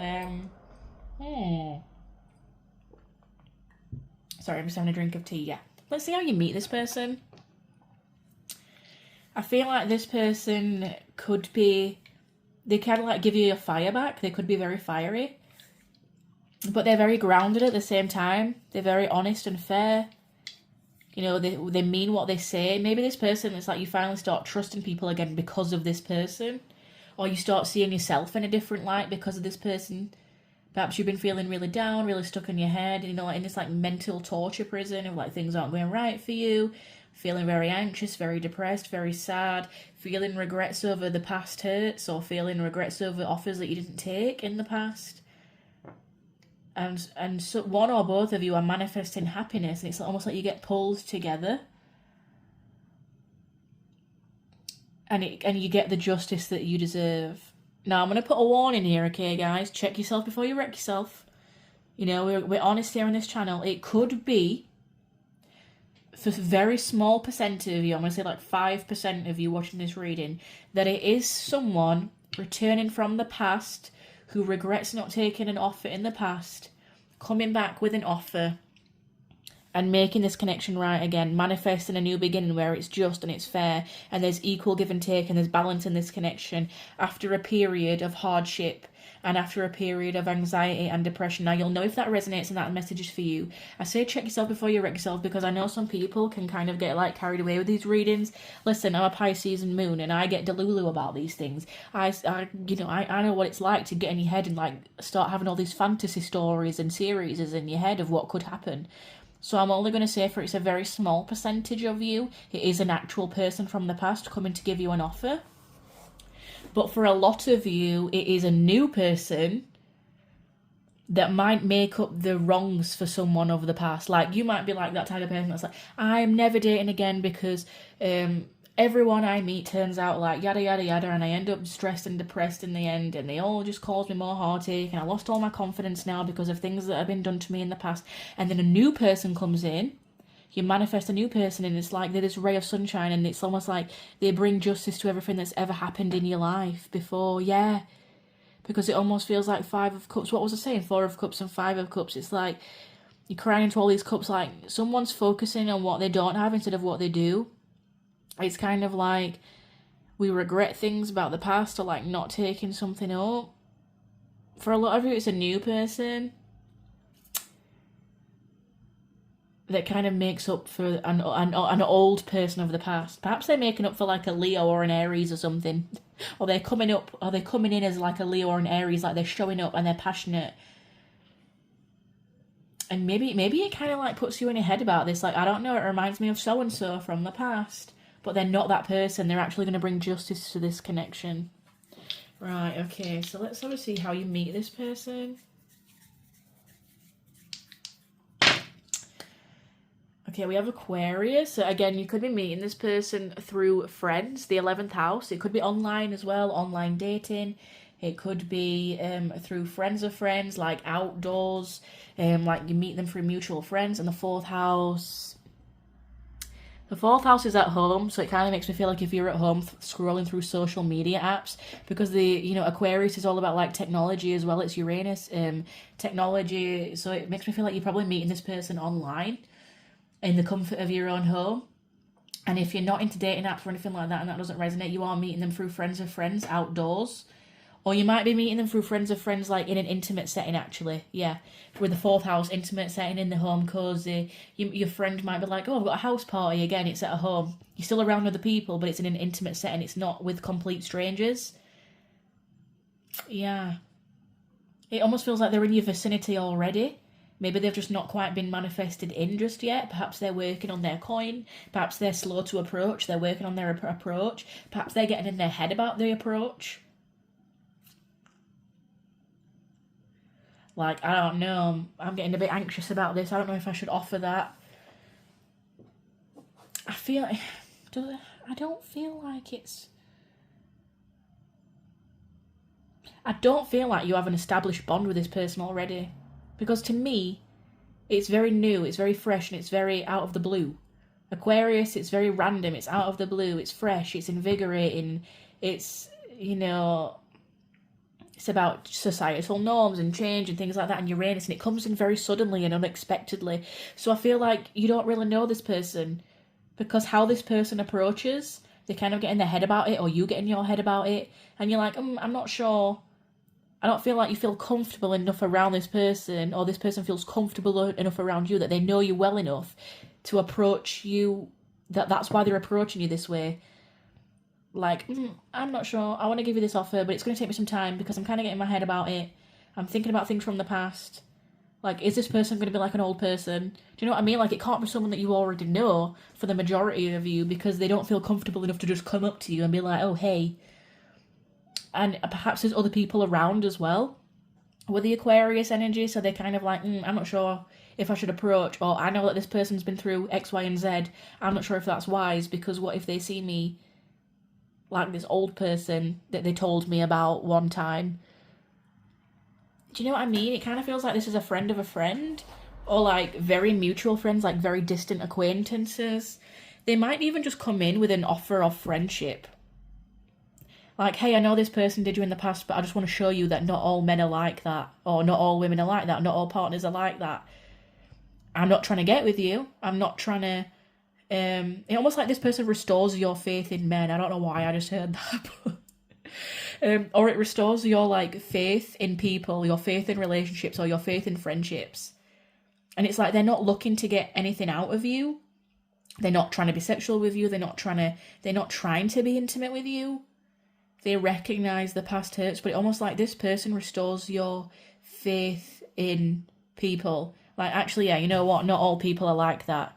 I would never be with you. I would never be in a relationship with you. I'd never date you. But you know what? You are a really nice person, and yeah, I know not every person I date is going to be like that. So actually, yeah, you do restore my faith in humanity. Even though we're never going to get together, even if we're just only going to be friends, even if we're only in a passing conversation, even if you're just acting as a therapist to me one night or for a few weeks, or even if you're just my lawyer for a short period of time, you've restored my faith in humanity. It almost kind of feels like that.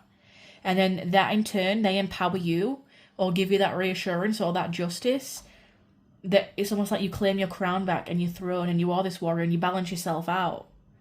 But it feels like this person is offering you healing. What is this person's intentions, please, Spirit? We'll use the other cards.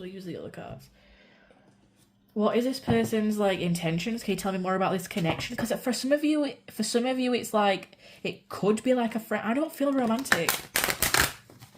It feels very oddly specific. Like, for some of you, it could be a counsellor. For some of you, it could be a lawyer.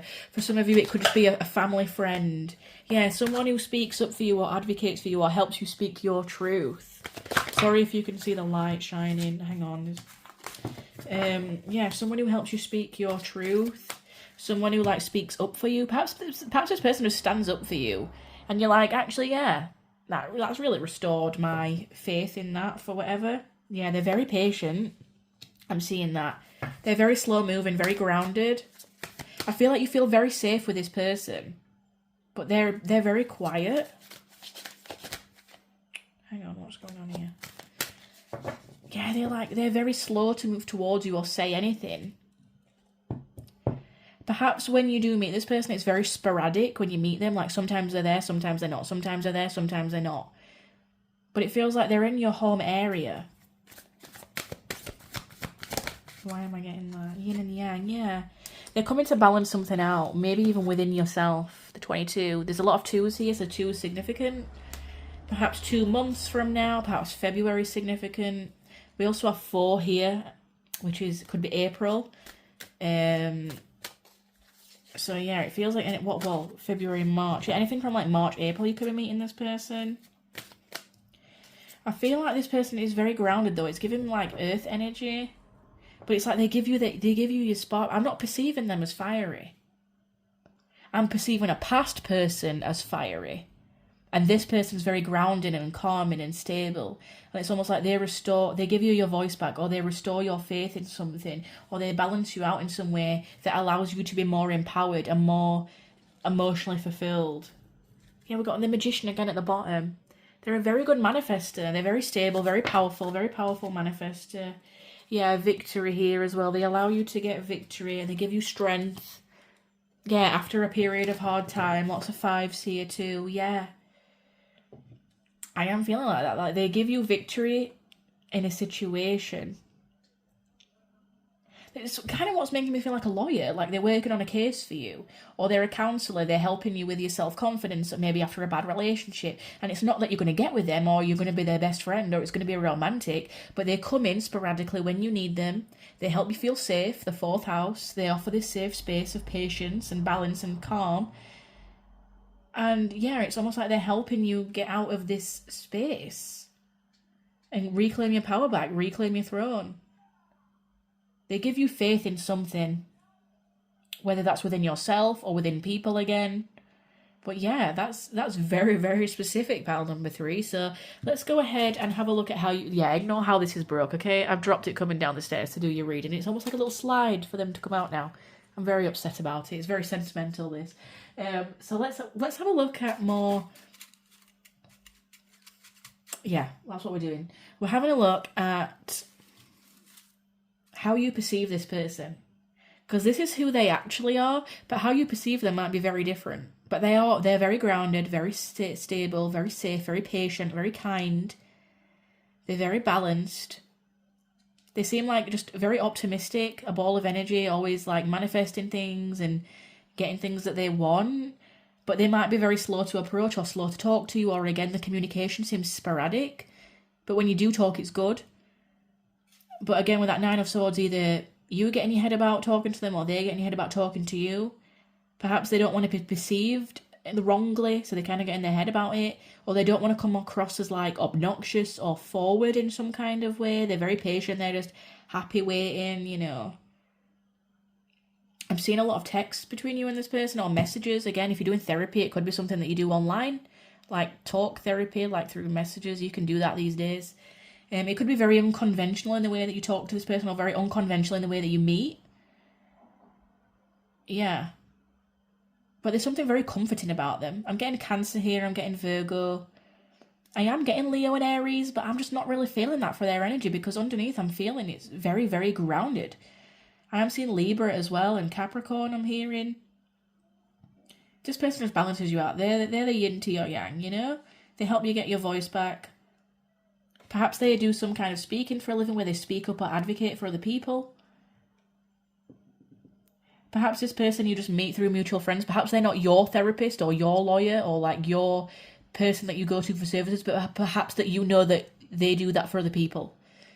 Perhaps that you know, oh, that's the counsellor. He's really nice. He's a really solid, sound guy. I'd never be with him. I'd chat to him, but it's not romantic, but solid guy, that guy. I'm just using that as a generic example, but yeah. This is very like cut and dry, very like to the point. So how is this person, okay, for pile number 3, spirit guides, how is my pile number 3 perceiving this person? Can you tell me more about this person? Right. These are very specific as well, so take what resonates, leave out what doesn't. Hazel eyes, so this person could have hazel eyes. I love hazel eyes. Their mouth or their smile may be significant. Do you know what I said with the sun energy here? They're just like a bright ball of joy, like they're sort of smiling, always optimistic, but they're very grounded. Their clothing style may be very significant. It may stand out as to how you recognise this person. We have ambivert, so sometimes they like to be out, sometimes they like to be indoors. Kind of makes sense with the Aquarius and the Cancer. The Cancer in the 4th house is all about being at home. Aquarius is all about getting out and connecting and networking with people. So perhaps sometimes they like going out, sometimes they like staying in. Maybe that's why it takes you a while to connect, because sometimes they're out, sometimes they're not. Sometimes they're out, sometimes they're at home. So it's almost like you're seeing them sporadically. Like sometimes they're there where you go normally see them, sometimes they're not. This person, you're perceiving them as quite mysterious. Do you know what it is? I feel like you're waiting for the ball to drop with this person. You're like, yeah, what's kind of going on under the surface though? Like, you're too good to be true.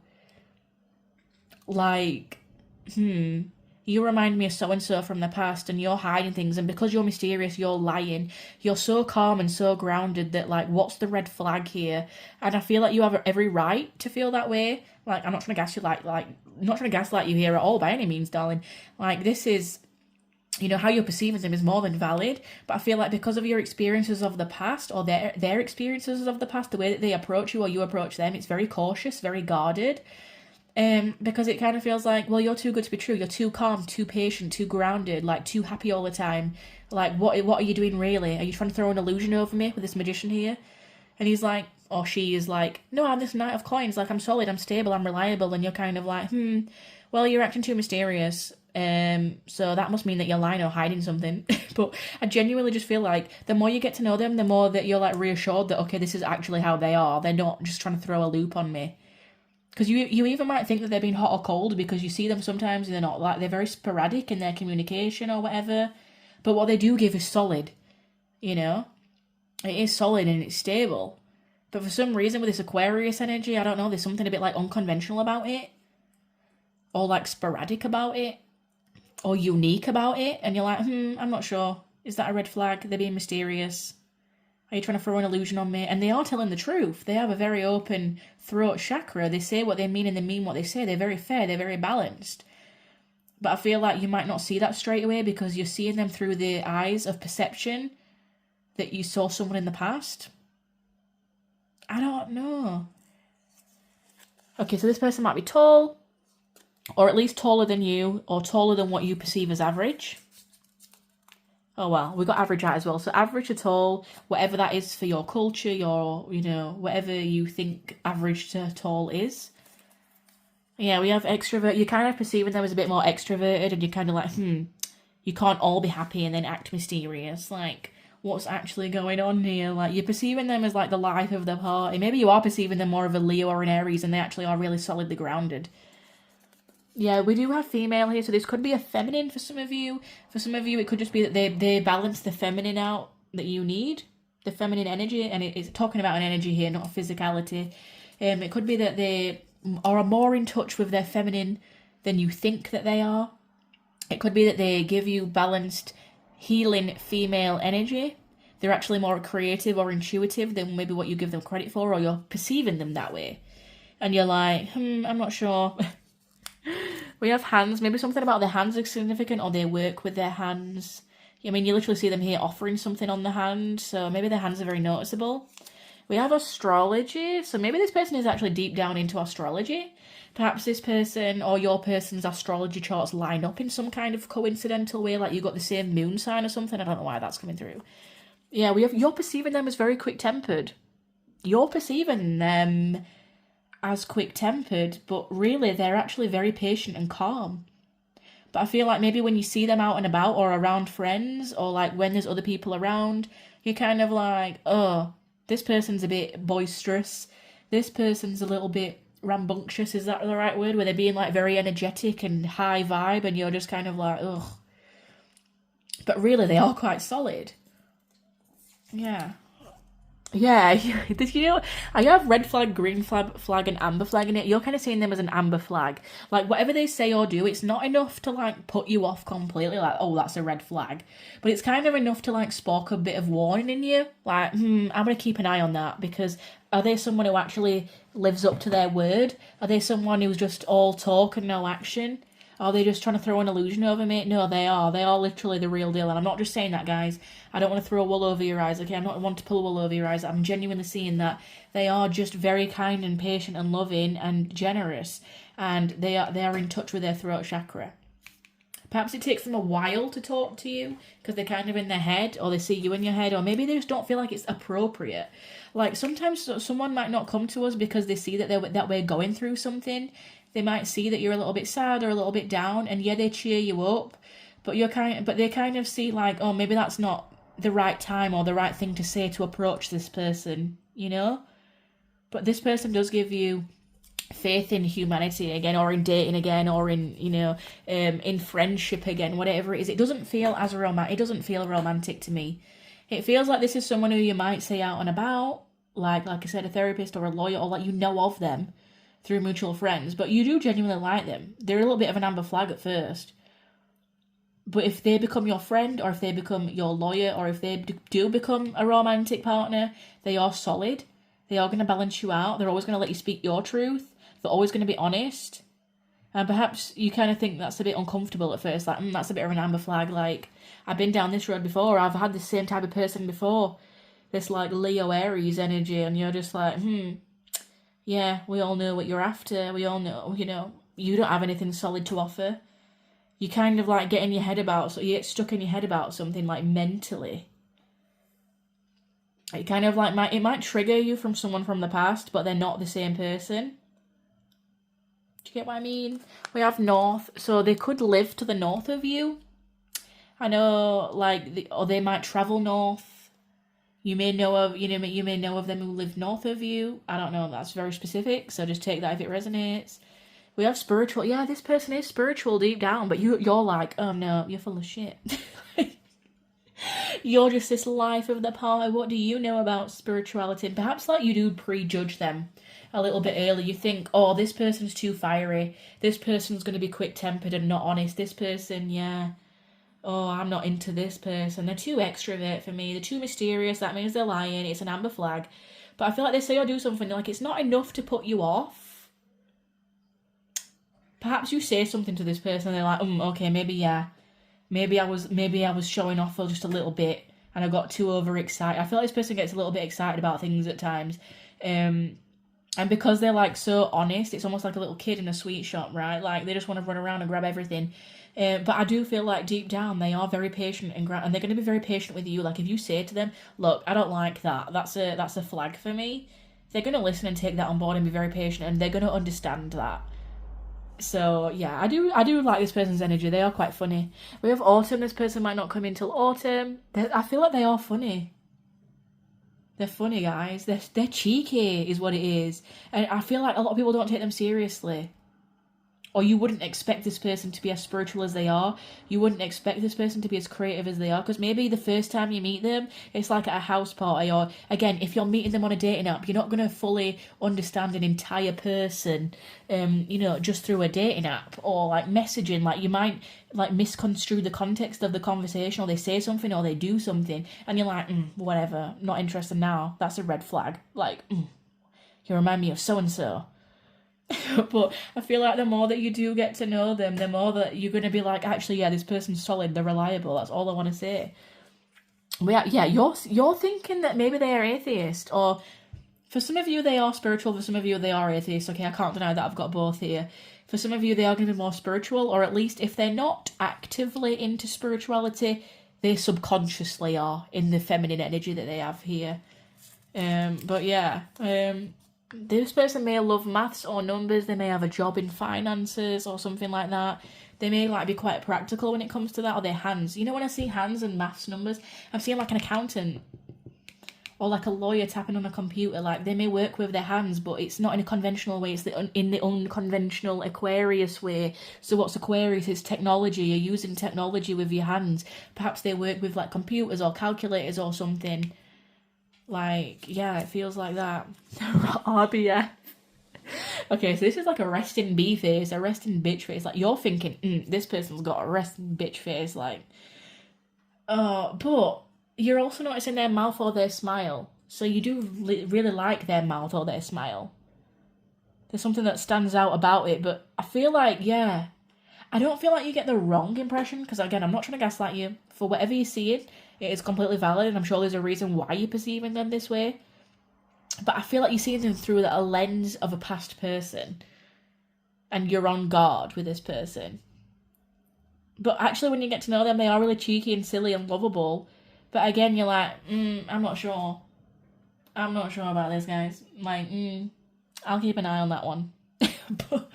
But at the same time, you actually get to know them. They're the real deal. They're solid.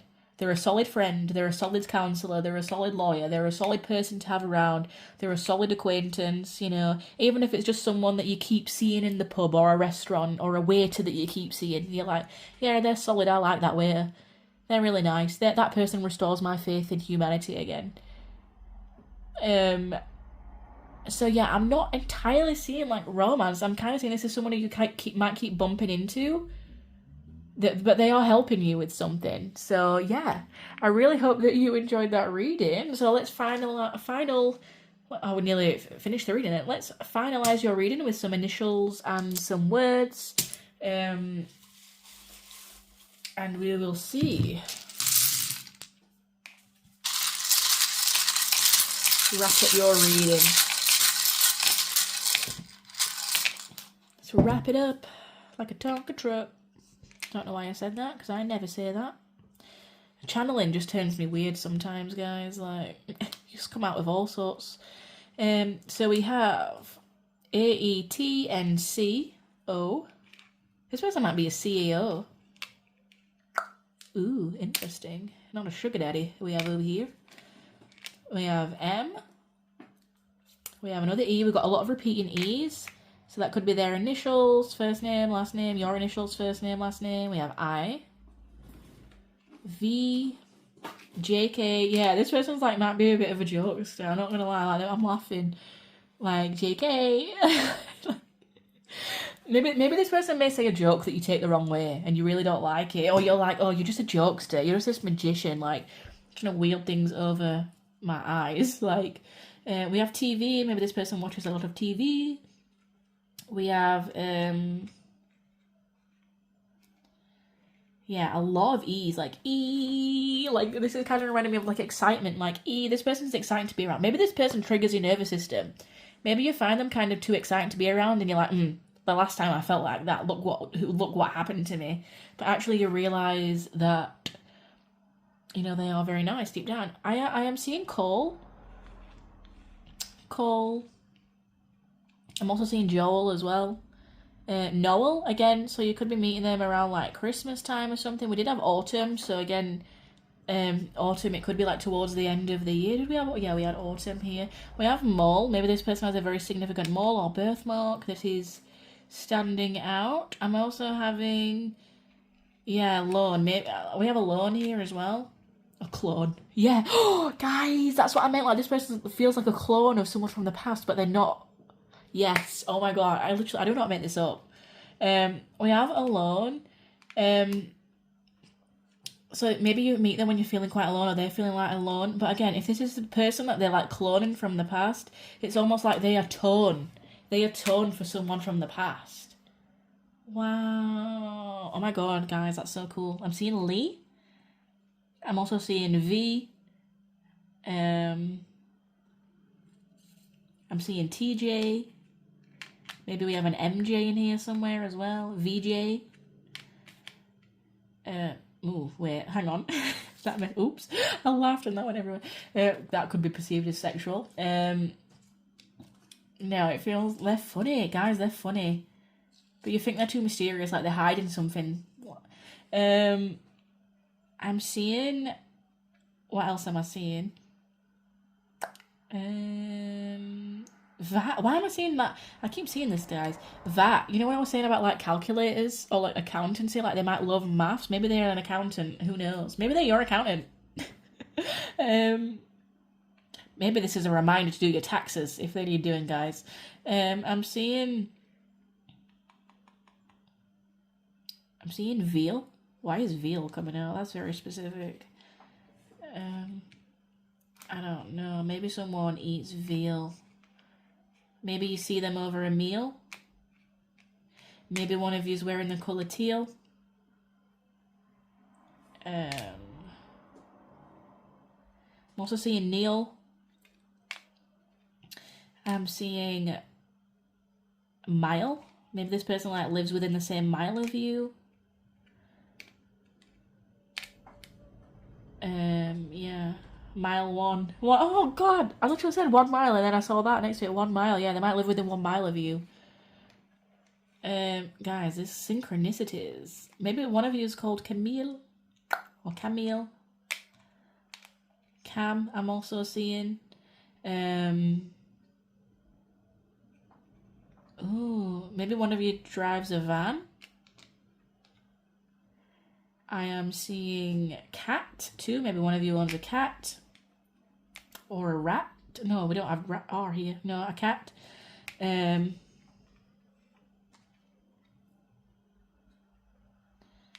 Cake. Maybe you meet around where there's a celebration, like a cake. Maybe it's at a wedding. Maybe it's at a birthday. Maybe even if you're like at a mutual house party or something, or someone from mutual friends. It could be like a wedding, a christening, a birthday party. I'm seeing John. Yeah, at first you might be thinking it's a con. Like, this is such a con. This person's a con, I'm not liking it.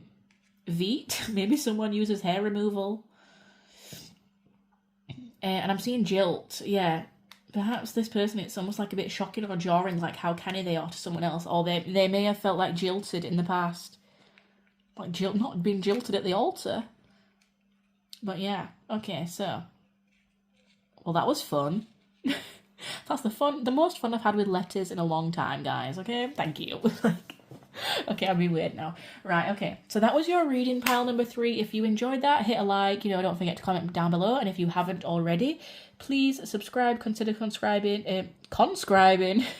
Consider... What is happening? See, this person can't get their words out when they're talking to you. They're like all stuttering and stuff. Please consider subscribing to my channel if you feel called to. It does help the algorithm out. You know how YouTube is. So... yeah, okay, so that was your reading. Have a great evening, day, night, wherever you are, and I'll see you on the next one, pile 3. Love you, bye. Hello, my wonderful pile 4s. We're finally at your reading. Well, I suppose for you, you just clicked the timestamp and went straight here, but for me, it's taken me all this time. So we are finally at your reading. Sorry, sometimes I start singing when channeling and stuff. It's just how it comes through. So this is going to be your reading. If you picked the little Ready Jasper and the Good Things Take Time little sticker, so we're going to have a look at your oracle, and then we're going to look at the tarot with who this person is, how do you meet them with the astro dice, and then we're going to look at some very specifics, interesting things in the little bowl there, and some letters and some words to really hone in on how specific. We want to be specific and as clear cut as we can. So take what resonates, leave out what doesn't. Don't, if a message doesn't feel like it's for you, just don't take that on. It might not be for you, it might be for someone else. And if the whole reading isn't resonating, maybe this just isn't a message for you. So I want to go ahead with your tarot first. I'm just going to say it how I see it, if it's romantic, if it's platonic. And again, I don't want to be giving any kind of false hope or anything like that.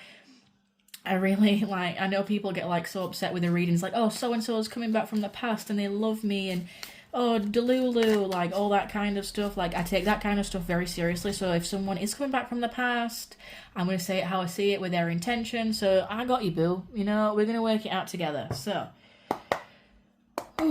archangels, spirit guides, please tap me into the collective of pile number 4.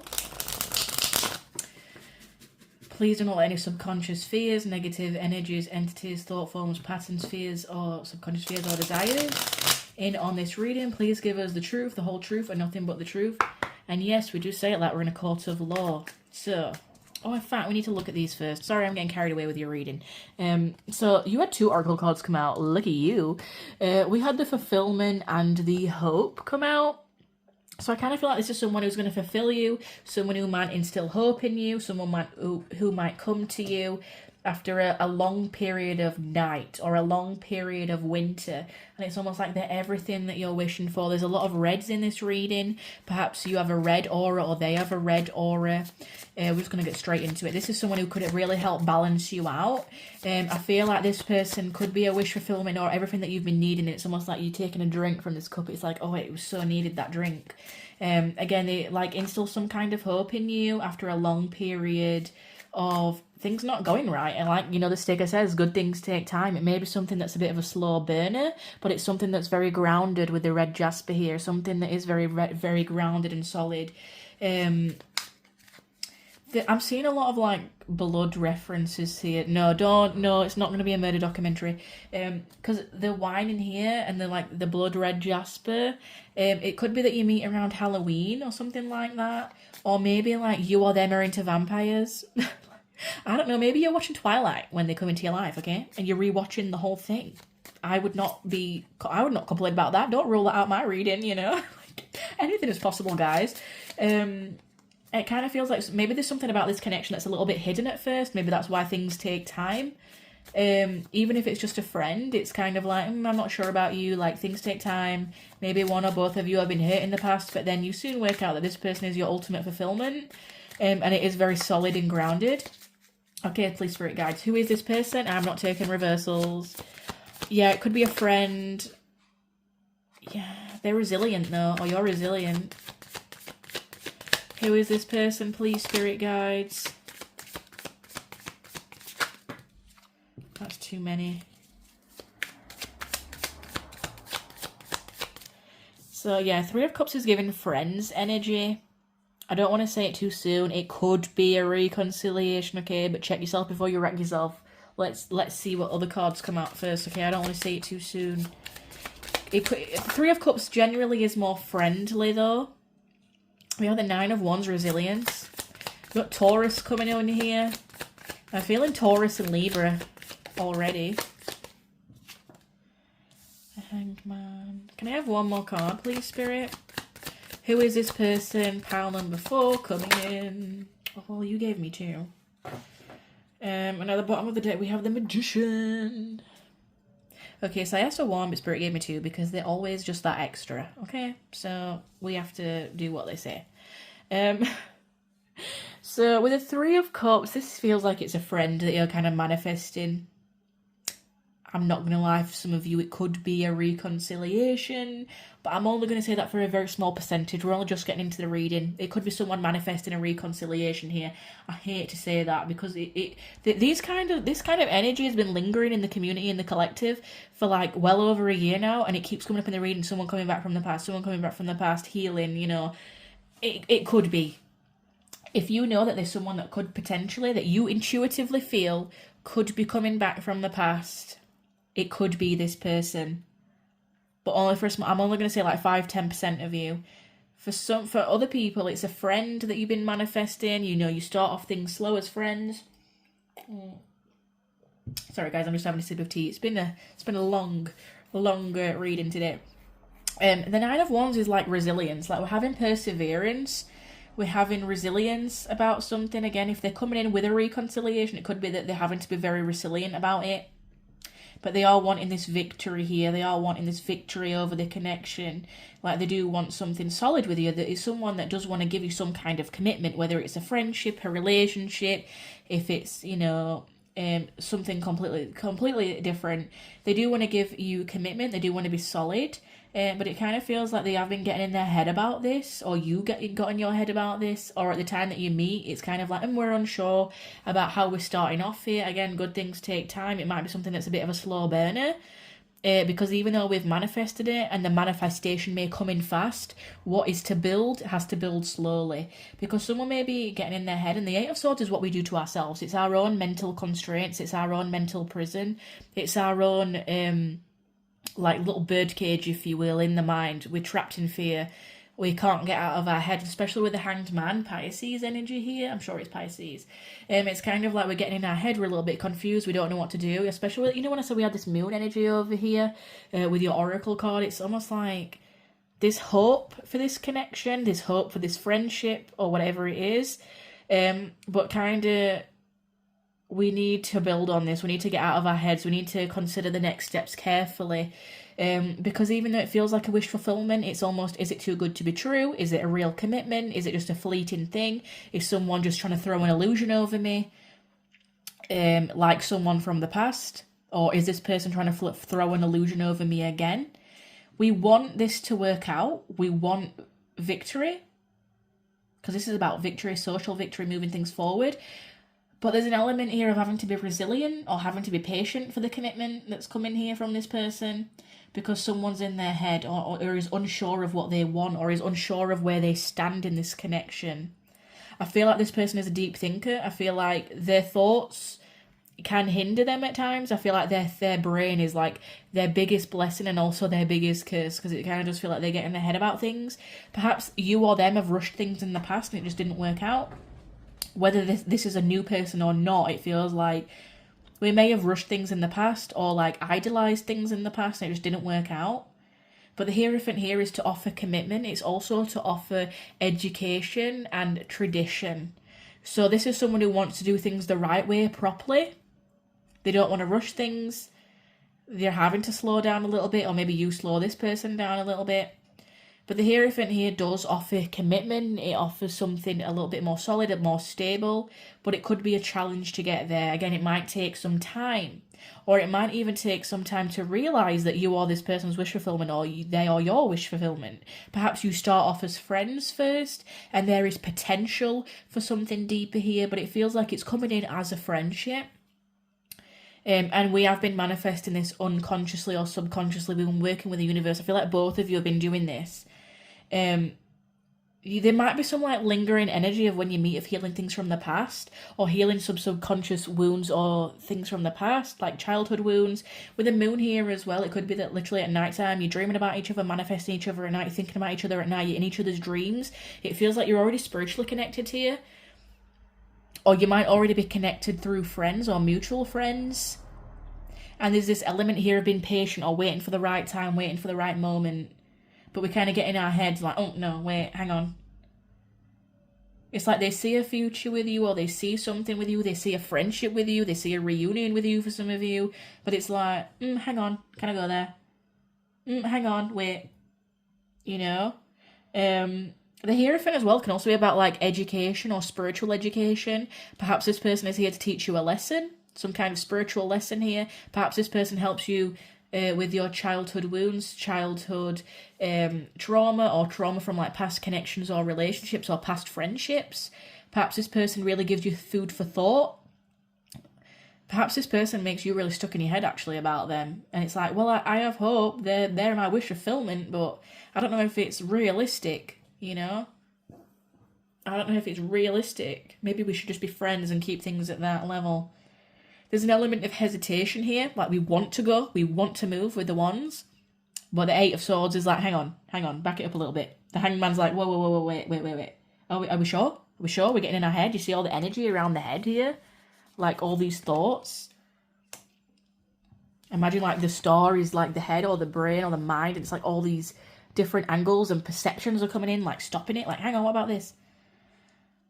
He's kind of, you know, even on the Hierophant card, he's kind of like looking a little bit sad. Like looking down, looking a little bit sad.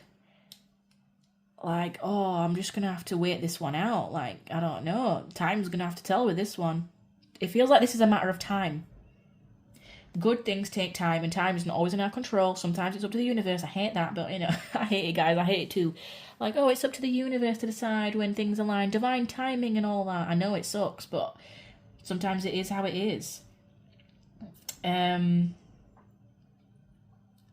it feels like they want to be taken seriously this time.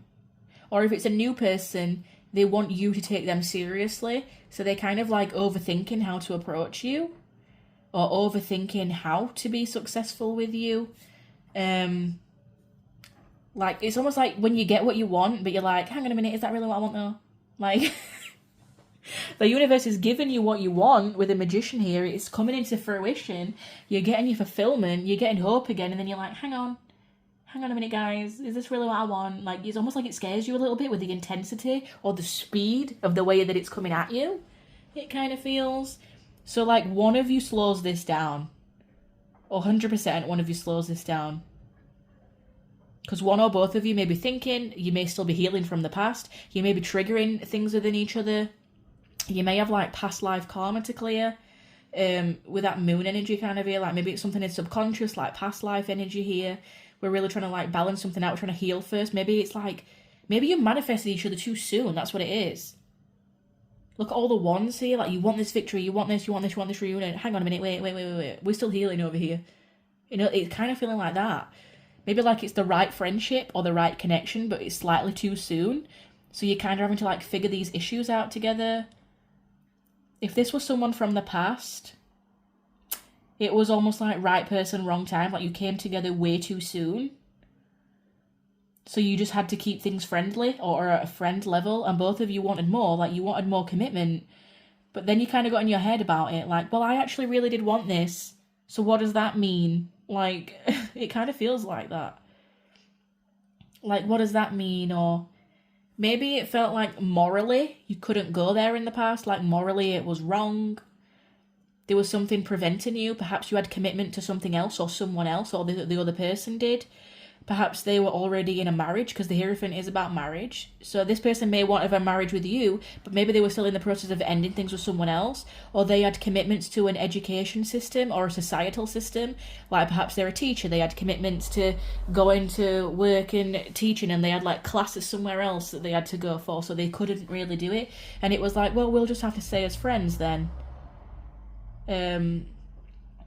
Because this is just, it almost feels like someone walked away, like it's going to take too much time and effort. So if I can't give you the proper commitment, we're just going to have to stay friends or friendly at the very least when we see each other. But someone's getting in their head here about this. I don't know if it's you or both of you. Because maybe it's like, well, this person was my ultimate wish fulfillment though. And maybe there's a lesson for that in of itself. Like some kind of, this person triggered some kind of karmic wound within you, or like abandonment wound, or like you're thinking of each other late at night. You're pulling on each other's energy is what I'm seeing. Dreaming about each other, like you're connecting in the spirit world. Like you are manifesting each other. But something feels like, oh, I don't know about that. Or I feel off about that. That's not morally right. I can't be doing that. Or I've already got a commitment to something else. I'm already finishing out a cycle doing something else over here. I've not quite let go of that cycle yet to have this victory. I'm overthinking and getting in my head about this. Or there's other people around. There might have been a third-party situation for some of you. Okay, I'm kind of getting the message now. For a lot of you, you may already know this person. But for those of you who know that it could not possibly be someone from the past, it's kind of like this new person you have a bit of a shaky start with. Like you manifested each other, but you might just be wrapping things up from old cycles or your old life, you know? So we're going to take a look at how you meet this person, or how you already may have met them if you already know them. Okay, Spirit, so please tell me. 3, 2, 1. Scorpio in the 3rd house. Yeah, you're communicating with them. Gemini and Scorpio here. That's also the 8th house. You're definitely talking to them and communicating with them. You could be like, have a sibling in common. Sorry, the 3rd house here. This is about communication. It's about Gemini. You're definitely talking to this person. The 3rd house as well is of siblings. Perhaps like you know their sibling. So it's like your mutual friend. So it's kind of like, it's not right. Like that's just weird. Or it's going to mess up things in the family. Or it's like a third party dynamic. Or like something like that. Like something that just puts you off. It almost feels like forbidden in some kind of way. And Scorpio, it's all about like the hidden depths of something. Like you're hiding it. You're hiding the communication that you have with this person. It feels sneaky, but it could be an affair. Okay, I'm not here to judge anyone here. It could have been like something in the past that was like a bit of an affair or a fling, or like something that feels like you have to hide it from other people, or you have to hide it from family, you have to hide it from friends or siblings. Perhaps it's something in the workplace, like you've got some kind of like work commitment together. So even though like you really like each other, it's almost like, well, I'm still finishing old cycles, or I'm still doing this, or we have to hide this communication because we can't let other people see this victory, or we can't let other people see the chemistry between us. Especially if you're meeting around other people, it's almost like, we have to keep the communication hidden. I feel like there's going to be a transformation in the communication though. If there's been stagnant communication or no communication, or communication fell off, I feel like there is going to be a transformation in the communication here with the 8th house, the Scorpio. It's all about Pluto, death, rebirth, transformation. There's going to be a rebirth in communication here. You could be meeting this person out, socialising around other people, or you could be with your siblings when you meet this person. Like you see them out and you're with your siblings, so it's almost like, okay, calm down, act normal, you know, like act like you don't know them, or act like you're not as friendly with them as you made out, you know. You know what I mean, like act as if nothing went on, even though it did. The 3rd house as well, Gemini. Again, there's a lot of talking here. I feel like they're going to come towards you with transformed communication. Maybe they're going to reveal something to you, or let you know their thoughts on something, or let you know why they've been away or stuck or stagnant, because they want this victory now. They want this commitment now. So, yeah. Let's have a look a little bit more about this. The Scorpio as well. The Scorpio as well, it might be like they communicate with you in a very like subconscious way. Again, the communication with the moon, they might be communicating with you in your sleep. It might be like a very hidden way that they communicate with you when they come towards you. They might have to do it like off the cuff or like in private, because the 8th house is things that are hidden. So they're going to communicate something to you that you maybe didn't even know to clear something up to you. Or the way that they communicate might be a little bit sneaky, not to you, because I feel like they are going to be honest. I do feel like they are going to be a bit more honest and a bit more open and vulnerable with you. But it's to everyone else, they wouldn't know that you were talking. Like, no one else would know that you were having this conversation or talking. It's almost like if it's in a group of people, they pull you to one side and you're acting like everyone just thinks you're having a normal conversation, but you're actually having this like massively deep conversation about something that they would be like, what? It feels like the communication that you have in front of other people is different to what you have in private. Do you know what I mean? Like, the kind of way that you act together in public or at work is very different to how you act in private. Where the conversation gets a bit more deep, it's a bit more philosophical, it's a bit more meaningful. It's definitely has more depth to it in private. But there's a lot of communication coming. Yeah, they will. They feel like this cycle isn't over. Something's not ended. They need to come in because... they need to connect with you on a more heart chakra based level here.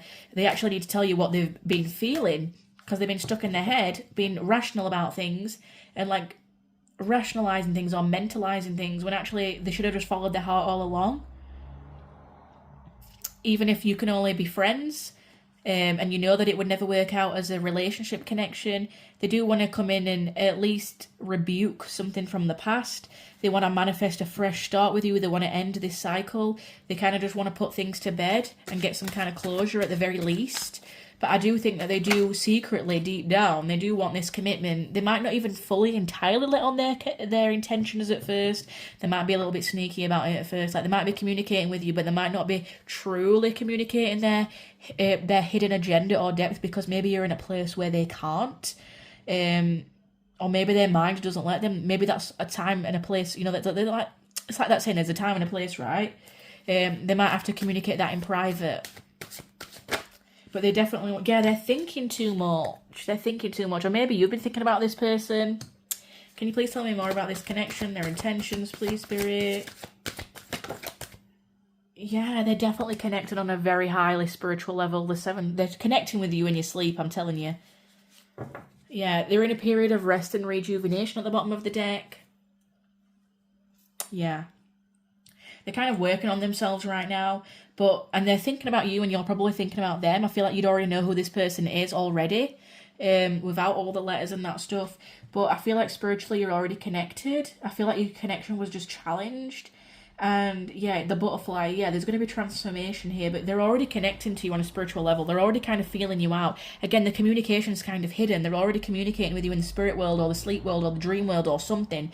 Like, they're all trying to like get a hold of you and trying to manifest like a reconciliation of some kind with you. But it's taken a long time because someone's getting in their head and blocking it almost. Maybe you don't want this person back, that's absolutely valid, that's absolutely fine, but it's like they're still trying to pull on your energy, or someone's getting in their head, and it's almost like we're trying to manifest it, but someone's getting in their head and like stopping it. Like, okay, you can have it, the universe is like, you can have it, hang on a minute, my thoughts are getting in the way. Never mind, I don't actually want that. Okay, yeah, but I do actually want that though, this person, maybe they are actually my wish fulfillment. Oh wait, hang on, with the Hanged Man now. Let me just think about this a little bit more. Do I actually really want this? You know, it's almost like they're not fully closed. Someone's still closing out cycles. For some of you, perhaps they're like finalising a divorce, finalising a job, finalising other connections that aren't good for them. Perhaps they tried to move on to someone else and have victory with someone else, and it made them more in their head, really. I think it just showed them that they just wanted you even more. Like, actually, is this person really my wish fulfillment? Because they're not quite matching up. It just gave them someone to compare to, really. It's like someone still has hope about this connection, but right now it's completely dead. If this is someone from the past, you are not talking to them at all. There's a lot of 9s here and a lot of 2s. We're balancing things out in solitude. Yeah, and we're just spiritually connected instead. I've got the 9 here. I've got the 9 on the card here. I've got the 9 on the card here. I've got the 2 + 7 equals 9. We're in solitude, baby. I don't know why I said it like that. Maybe someone called you baby, or you called them baby or something at one point. I don't know, maybe there's a baby involved, who knows? Like, maybe it was because someone had children, it just complicated things. And it's not that they wouldn't love your children or love to be around you, but because there's other people involved, and like if you're in the middle of like a messy divorce or a connection or something like that, it's just like, oh, there's a child involved here that we have to think about, or children involved here that we have to think about, and this is just, yeah, this passion, but yeah, this is just not great. This is not an ideal situation, and I don't want to put someone through that, or I don't want to put a child through that, or I don't want to be getting involved in a divorce, and it kind of feels like there's other people interfering here. You manifested each other too quickly, I'm telling you. You too quickly. Okay, what was I going to do? I don't know what I was going to do. Oh, yeah. Let's move on to the specifics of this connection. We'll have a look at these and the letters and the words to final out your reading. But yeah, I feel like for a lot of you, yeah, now I'm more into the reading. It is someone who you already know. If it is someone new, I feel like, yeah, the way that you do come together, it's very, it has to be hidden, or it's very like, right person, wrong time. Like we're just getting in our heads about this. We are connected, there's a spiritual lesson, but it's just kind of like, we got to close some cycles first. Or perhaps we're kind of triggering each other or mirroring each other, and there's some things that we need to heal first. So I feel like at the very least, you'll start out as friends. If this is a new connection, like you've manifested them, and you'll just have to stay friendly for a little while. And really think about what do you want out of this connection going forward. Like, you've got the power here, you're in control, tarot is not set in stone, guys. Like, you are the wielder of your own destiny. So if there's something that you don't like, you can change it. You write the play, okay? You're the Shakespeare here.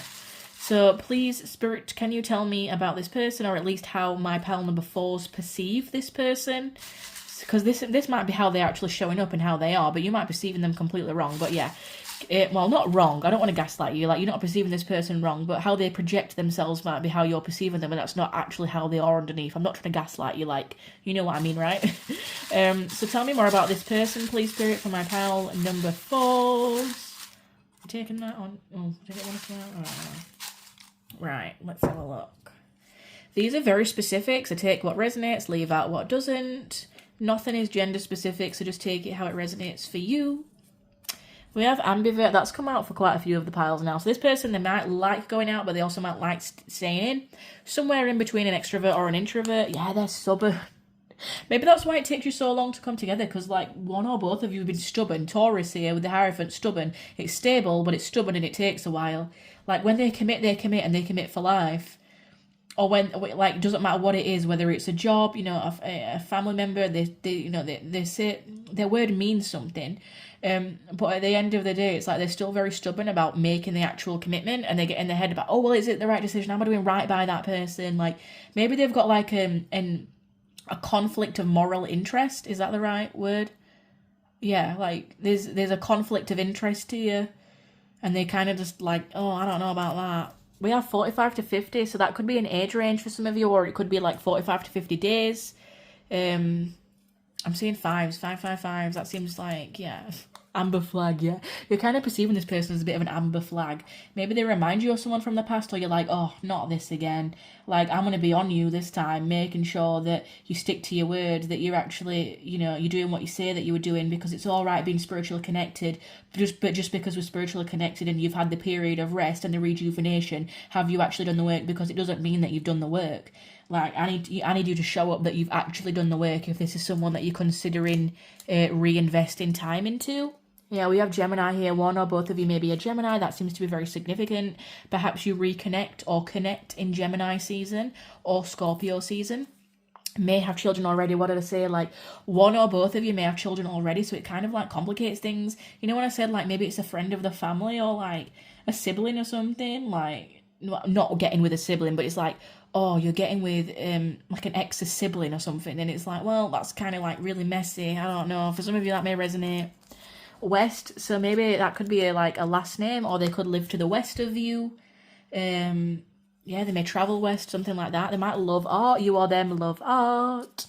Maybe this person actually does have a really deep inner world. They just don't really share much of it. Maybe they come across as like very stubborn and very like ambivert. Oh yeah, everything's fun, everything's thing. They chat to too many people. Maybe they're just really good with their words, and you're like, hang on, I'm not just going to take your word for it this time. I want to see action, Mr. Magician, Not just think, less thinking, more action is what I get. Their hair really stands out about this person. Maybe you or them have very distinctive hair, colourful hair, a very specific haircut that you would know this person by. Like, they always have the same hairstyle that you know. We have Taurus. Yeah, what did I say? Taurus energy coming strong. I don't make this up, guys. You literally saw me do it. Yeah, they are sensitive deep down. Yeah, they are very artistic and sensitive. I'm seeing this, like, world here. Like, they've got this, like, rich, deep inner world when they're in the privacy of their own home. But again, that might be hidden. That might be like a hidden world that not many people get in on. And if you actually understood that, you might have a different perception of them. But all you're seeing is all this talk and no action. And it's just like, oh, whatever, you know? But it's almost like you can't help but taste their blood. It's like you're thirsty, like you're vampires. You're a vampire for this person. Like, oh, I'm just thirsty for your blood, but your specific blood. I don't know, that's very weird how I said that. But we have astrologists, and maybe like something about their astrology chart is really striking. Perhaps you or their astrology chart really matches up, or like has certain like conjunctions or something. Yeah, this person is romantic deep down.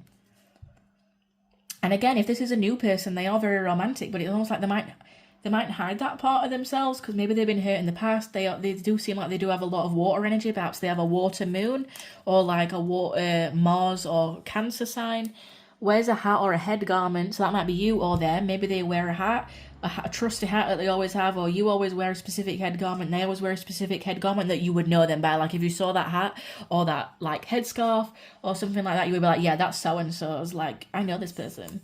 We have a bowling or an arcade. So perhaps you meet this person at a bowling or arcade. You've been to a bowling or arcade together. Or perhaps when this person comes back into your life, we have one more down here. They might offer to do something fun and lighthearted. Like, let's go bowling. Let's do something, you know, like you're around a group of people. So it's not too intense. It almost feels like this person doesn't want to get to the deeper issue here of what they actually feeling and what they actually want to say. But they need to say something. Someone's mouth needs to blab. We're seeing it in the spirit world, but not in the real world. And maybe that's what's so confusing about this connection. Like, you both still have hope, because you can feel what's there, but no one's really talking about it. Like, what? Into sports, yeah. So I do actually have two sports references in it. We have plays sports and into sports. So this person may not specifically play a sport, but they may be into sports. So they may watch sport. They may watch darts or football or basketball or, you know, pool, whatever. I don't know, maybe you like those kinds of things. It might not be like a vigorous sport. It might be something that they like to watch sport. And sport can be, you know, there's lots of different things out there. So yeah, I'm definitely feeling like that. So let's finalize your reading, my pile number 4s, with your letters. We'll see if we can make any words out of these as well for you, because that might really help you. And we will then finish out your reading and I can send you on your way. So, for my pile number 4s, can I have some initials, words, letters, please? Wow, that was actually a lot. Maybe there's a lot of things that they want to say, and you just got to piece the puzzles together like I'm doing. We have J-U-D-Z. Judd? Why am I saying Judd? That could be like a nickname. We have C, CJ. We have E. EA Sports. It's in the game. Someone may like play video games, specifically EA Sports ones. We have Mike. Yeah, someone may like play, you know, like when you can like play like card and stuff and you're like talking down the mic or whatever. Or someone needs to give them a mic so they can actually speak up for what they're saying. We have A. Yeah. Ley. We have P. Pat. I don't know. We have OG, yeah, like this one might be an OG, someone who you know already for a while ago. Like this person's, they might be like in their group of friends, like, oh yeah, that one's the OG. They've had friends that are like friends for life. We have IG, someone maybe connecting on Instagram or be stalking on Instagram or something, or looking at on Instagram. We have Ren. Don't know what that word means. So we have LEYMICJUDZ PATEAOG IGRENF. So I'm seeing Rene. That might be a name for some of you. What else am I seeing? I'm seeing Cam. I'm seeing Dan. I'm seeing Ran. Yeah, this person may have ran from you. Where was the N? Yeah, ran. Or you may have run from them. I'm seeing like like sometimes we can do this as like anxious or excited, like anxious, like oh, maybe you're like really like nervously. Maybe this person makes me like really nervously excited. We have RAF as well. Perhaps this person's, I don't know, maybe into RAF stuff, Royal Air Force. We have feel. Yeah, this person really actually needs to come and tell you how they feel instead of just thinking about it. We have era. Maybe it was like a certain era of your life. Or maybe you're like, bye. Pay. Maybe this person had to pay for what they did. Or they have paid for what they've done in the past. I'm seeing Tig. Yeah, like it was a game of Tig or a game of tag. Like, tag, you're it. Like, why am I getting that reference? Almost like you're playing Tig or something. Like, you say it, no, you say it, no, you say it, but I know what you're thinking, but yeah, but you're feeling this, like, someone here just needs to come out and say it, I feel. Maybe when this person takes you out bowling, they're the one that's going to pay. Or, no, yeah, they're the one that's going to pay, because they're paying for, kind of to make something up to you, or if you feel like you have to make something up to this person, you're the one that's, like, offering to pay. I'm seeing May, so you could be reconnecting in May. I'm also seeing June, too, so May and June may be significant here. Oh, it's like playing Scrabble, I love it. Just stay here for the Scrabble part, guys. Yeah, June. I'm also seeing, was there July here, too? Yeah, we could have July. Oh, wait, is there a Y? No, there's not a Y. Oh, yeah, there is. July. So May, June, July, very significant. Perhaps one of you is born May, June, July. It would make sense with the Gemini energy or Gemini placements. Oh, we've got Lynn. Lynn, hi Lynn, if you're in tune here. Gap. Yeah, there might be like and there could be an age gap or a gap of time where you've not spoken. Yeah. Map. I'm seeing map. It's like they keep going around in circles, but they just end up back at you and it confuses them even more. Like, yeah, but you are my wish fulfillment. You're the map. That's kind of soppy, that, really, isn't it? Oh, that's cute, though. We've got Daz. We've got Gaz. Maybe you know these people's names, or I'm just saying random things here. We've got Nap. Maybe one or both of you like to take nap, or they like to snooze in late. I'm seeing fear as well. Yeah, this person has fear when it comes towards you, or perhaps you're fearful of this connection. Yeah, we have pear. Perhaps one or both of you is pear-shaped, or there's a significance of fruit here, like, yeah, forbidden fruit. Especially with the fulfillment here, with the little pomegranate thing on there. Ooh, yeah, it's like your forbidden fruit. But you just taste too good, pile 4. This person hopes that they can work things out with you after this period of rest. I will say that. We have a tie. Maybe one or both of you has to wear a tie for work, or it was like, what was I gonna say? I was gonna say like they have to dress formal or something, or you see them at a formal event or something the way you would dress up. I'm seeing time. Yeah, it was just a matter of time.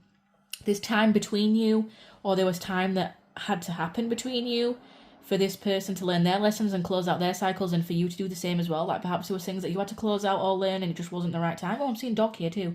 Someone may own a dog or want to own a dog, or has a dog, or they've spoken to you about a dog.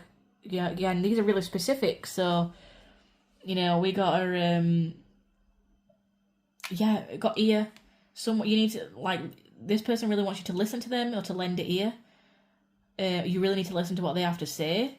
I'm seeing lay, yeah, they've been kind of like laying on it. Like, I've been sitting on it, I've been laying on it, I've not really been doing anything. Anything else, Spirit?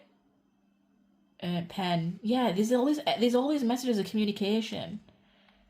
I don't think they're actually going to pick up a pen and write you a letter unless they are really into that kind of stuff. It's very, very specific, Well, actually, maybe, because we had the RAF reference, if this is someone who is in war or the military or in the army, perhaps they do have to pick up a pen and write you an actual letter.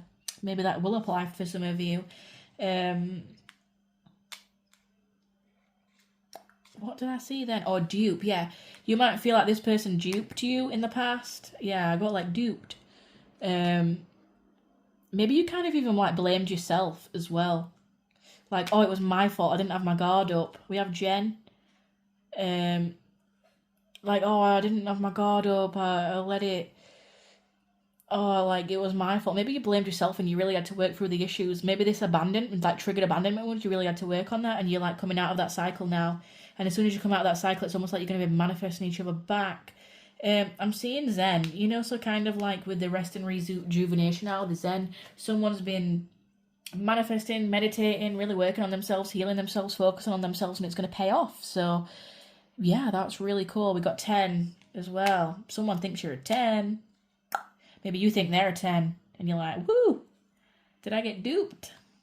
I'll let you talk in my ear anytime. Oh, wait, hang on. Get spirit. Do I really have to say that? There's something about, like, something sexual with the ears as well. I don't know, maybe someone, like, breathing down ears in intimate time. Or, like, likes dirty talk. Or maybe, like, you dirty talked with this person. Maybe you, like, sexted this person. Yeah. Okay, let's move on from that message. 18 plus, guys. IC as well has reminded me of the astrology thing. You know when you have the IC coli, which is the IC the South Node, I think? Maybe there's something about the South Node, like you shared a past life with this person. Yeah, that really could be something. Anything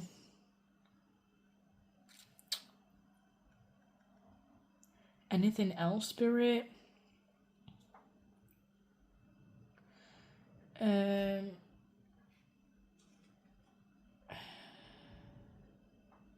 I can't see any. Oh, I'm seeing the family. Oh my god, yeah, maybe there was like family involved. Or like just something weird about family. Like maybe this person had a family, especially if they got kids already. Perhaps if they have a child, maybe they're around their age of 10. Or I'm seeing 5. They might have like a 5-year-old or something. And I'm also seeing... Is there a H? No. Am I seeing 5? Yeah, there is 5 here. Wait, is there a V? Where did I get V from? I don't know. They might have kids in between the ages of 5 and 10 anyway. Yeah, there could have been like family that got involved here. Look at me, I should be on countdown. Nearly on countdown. Right, yeah.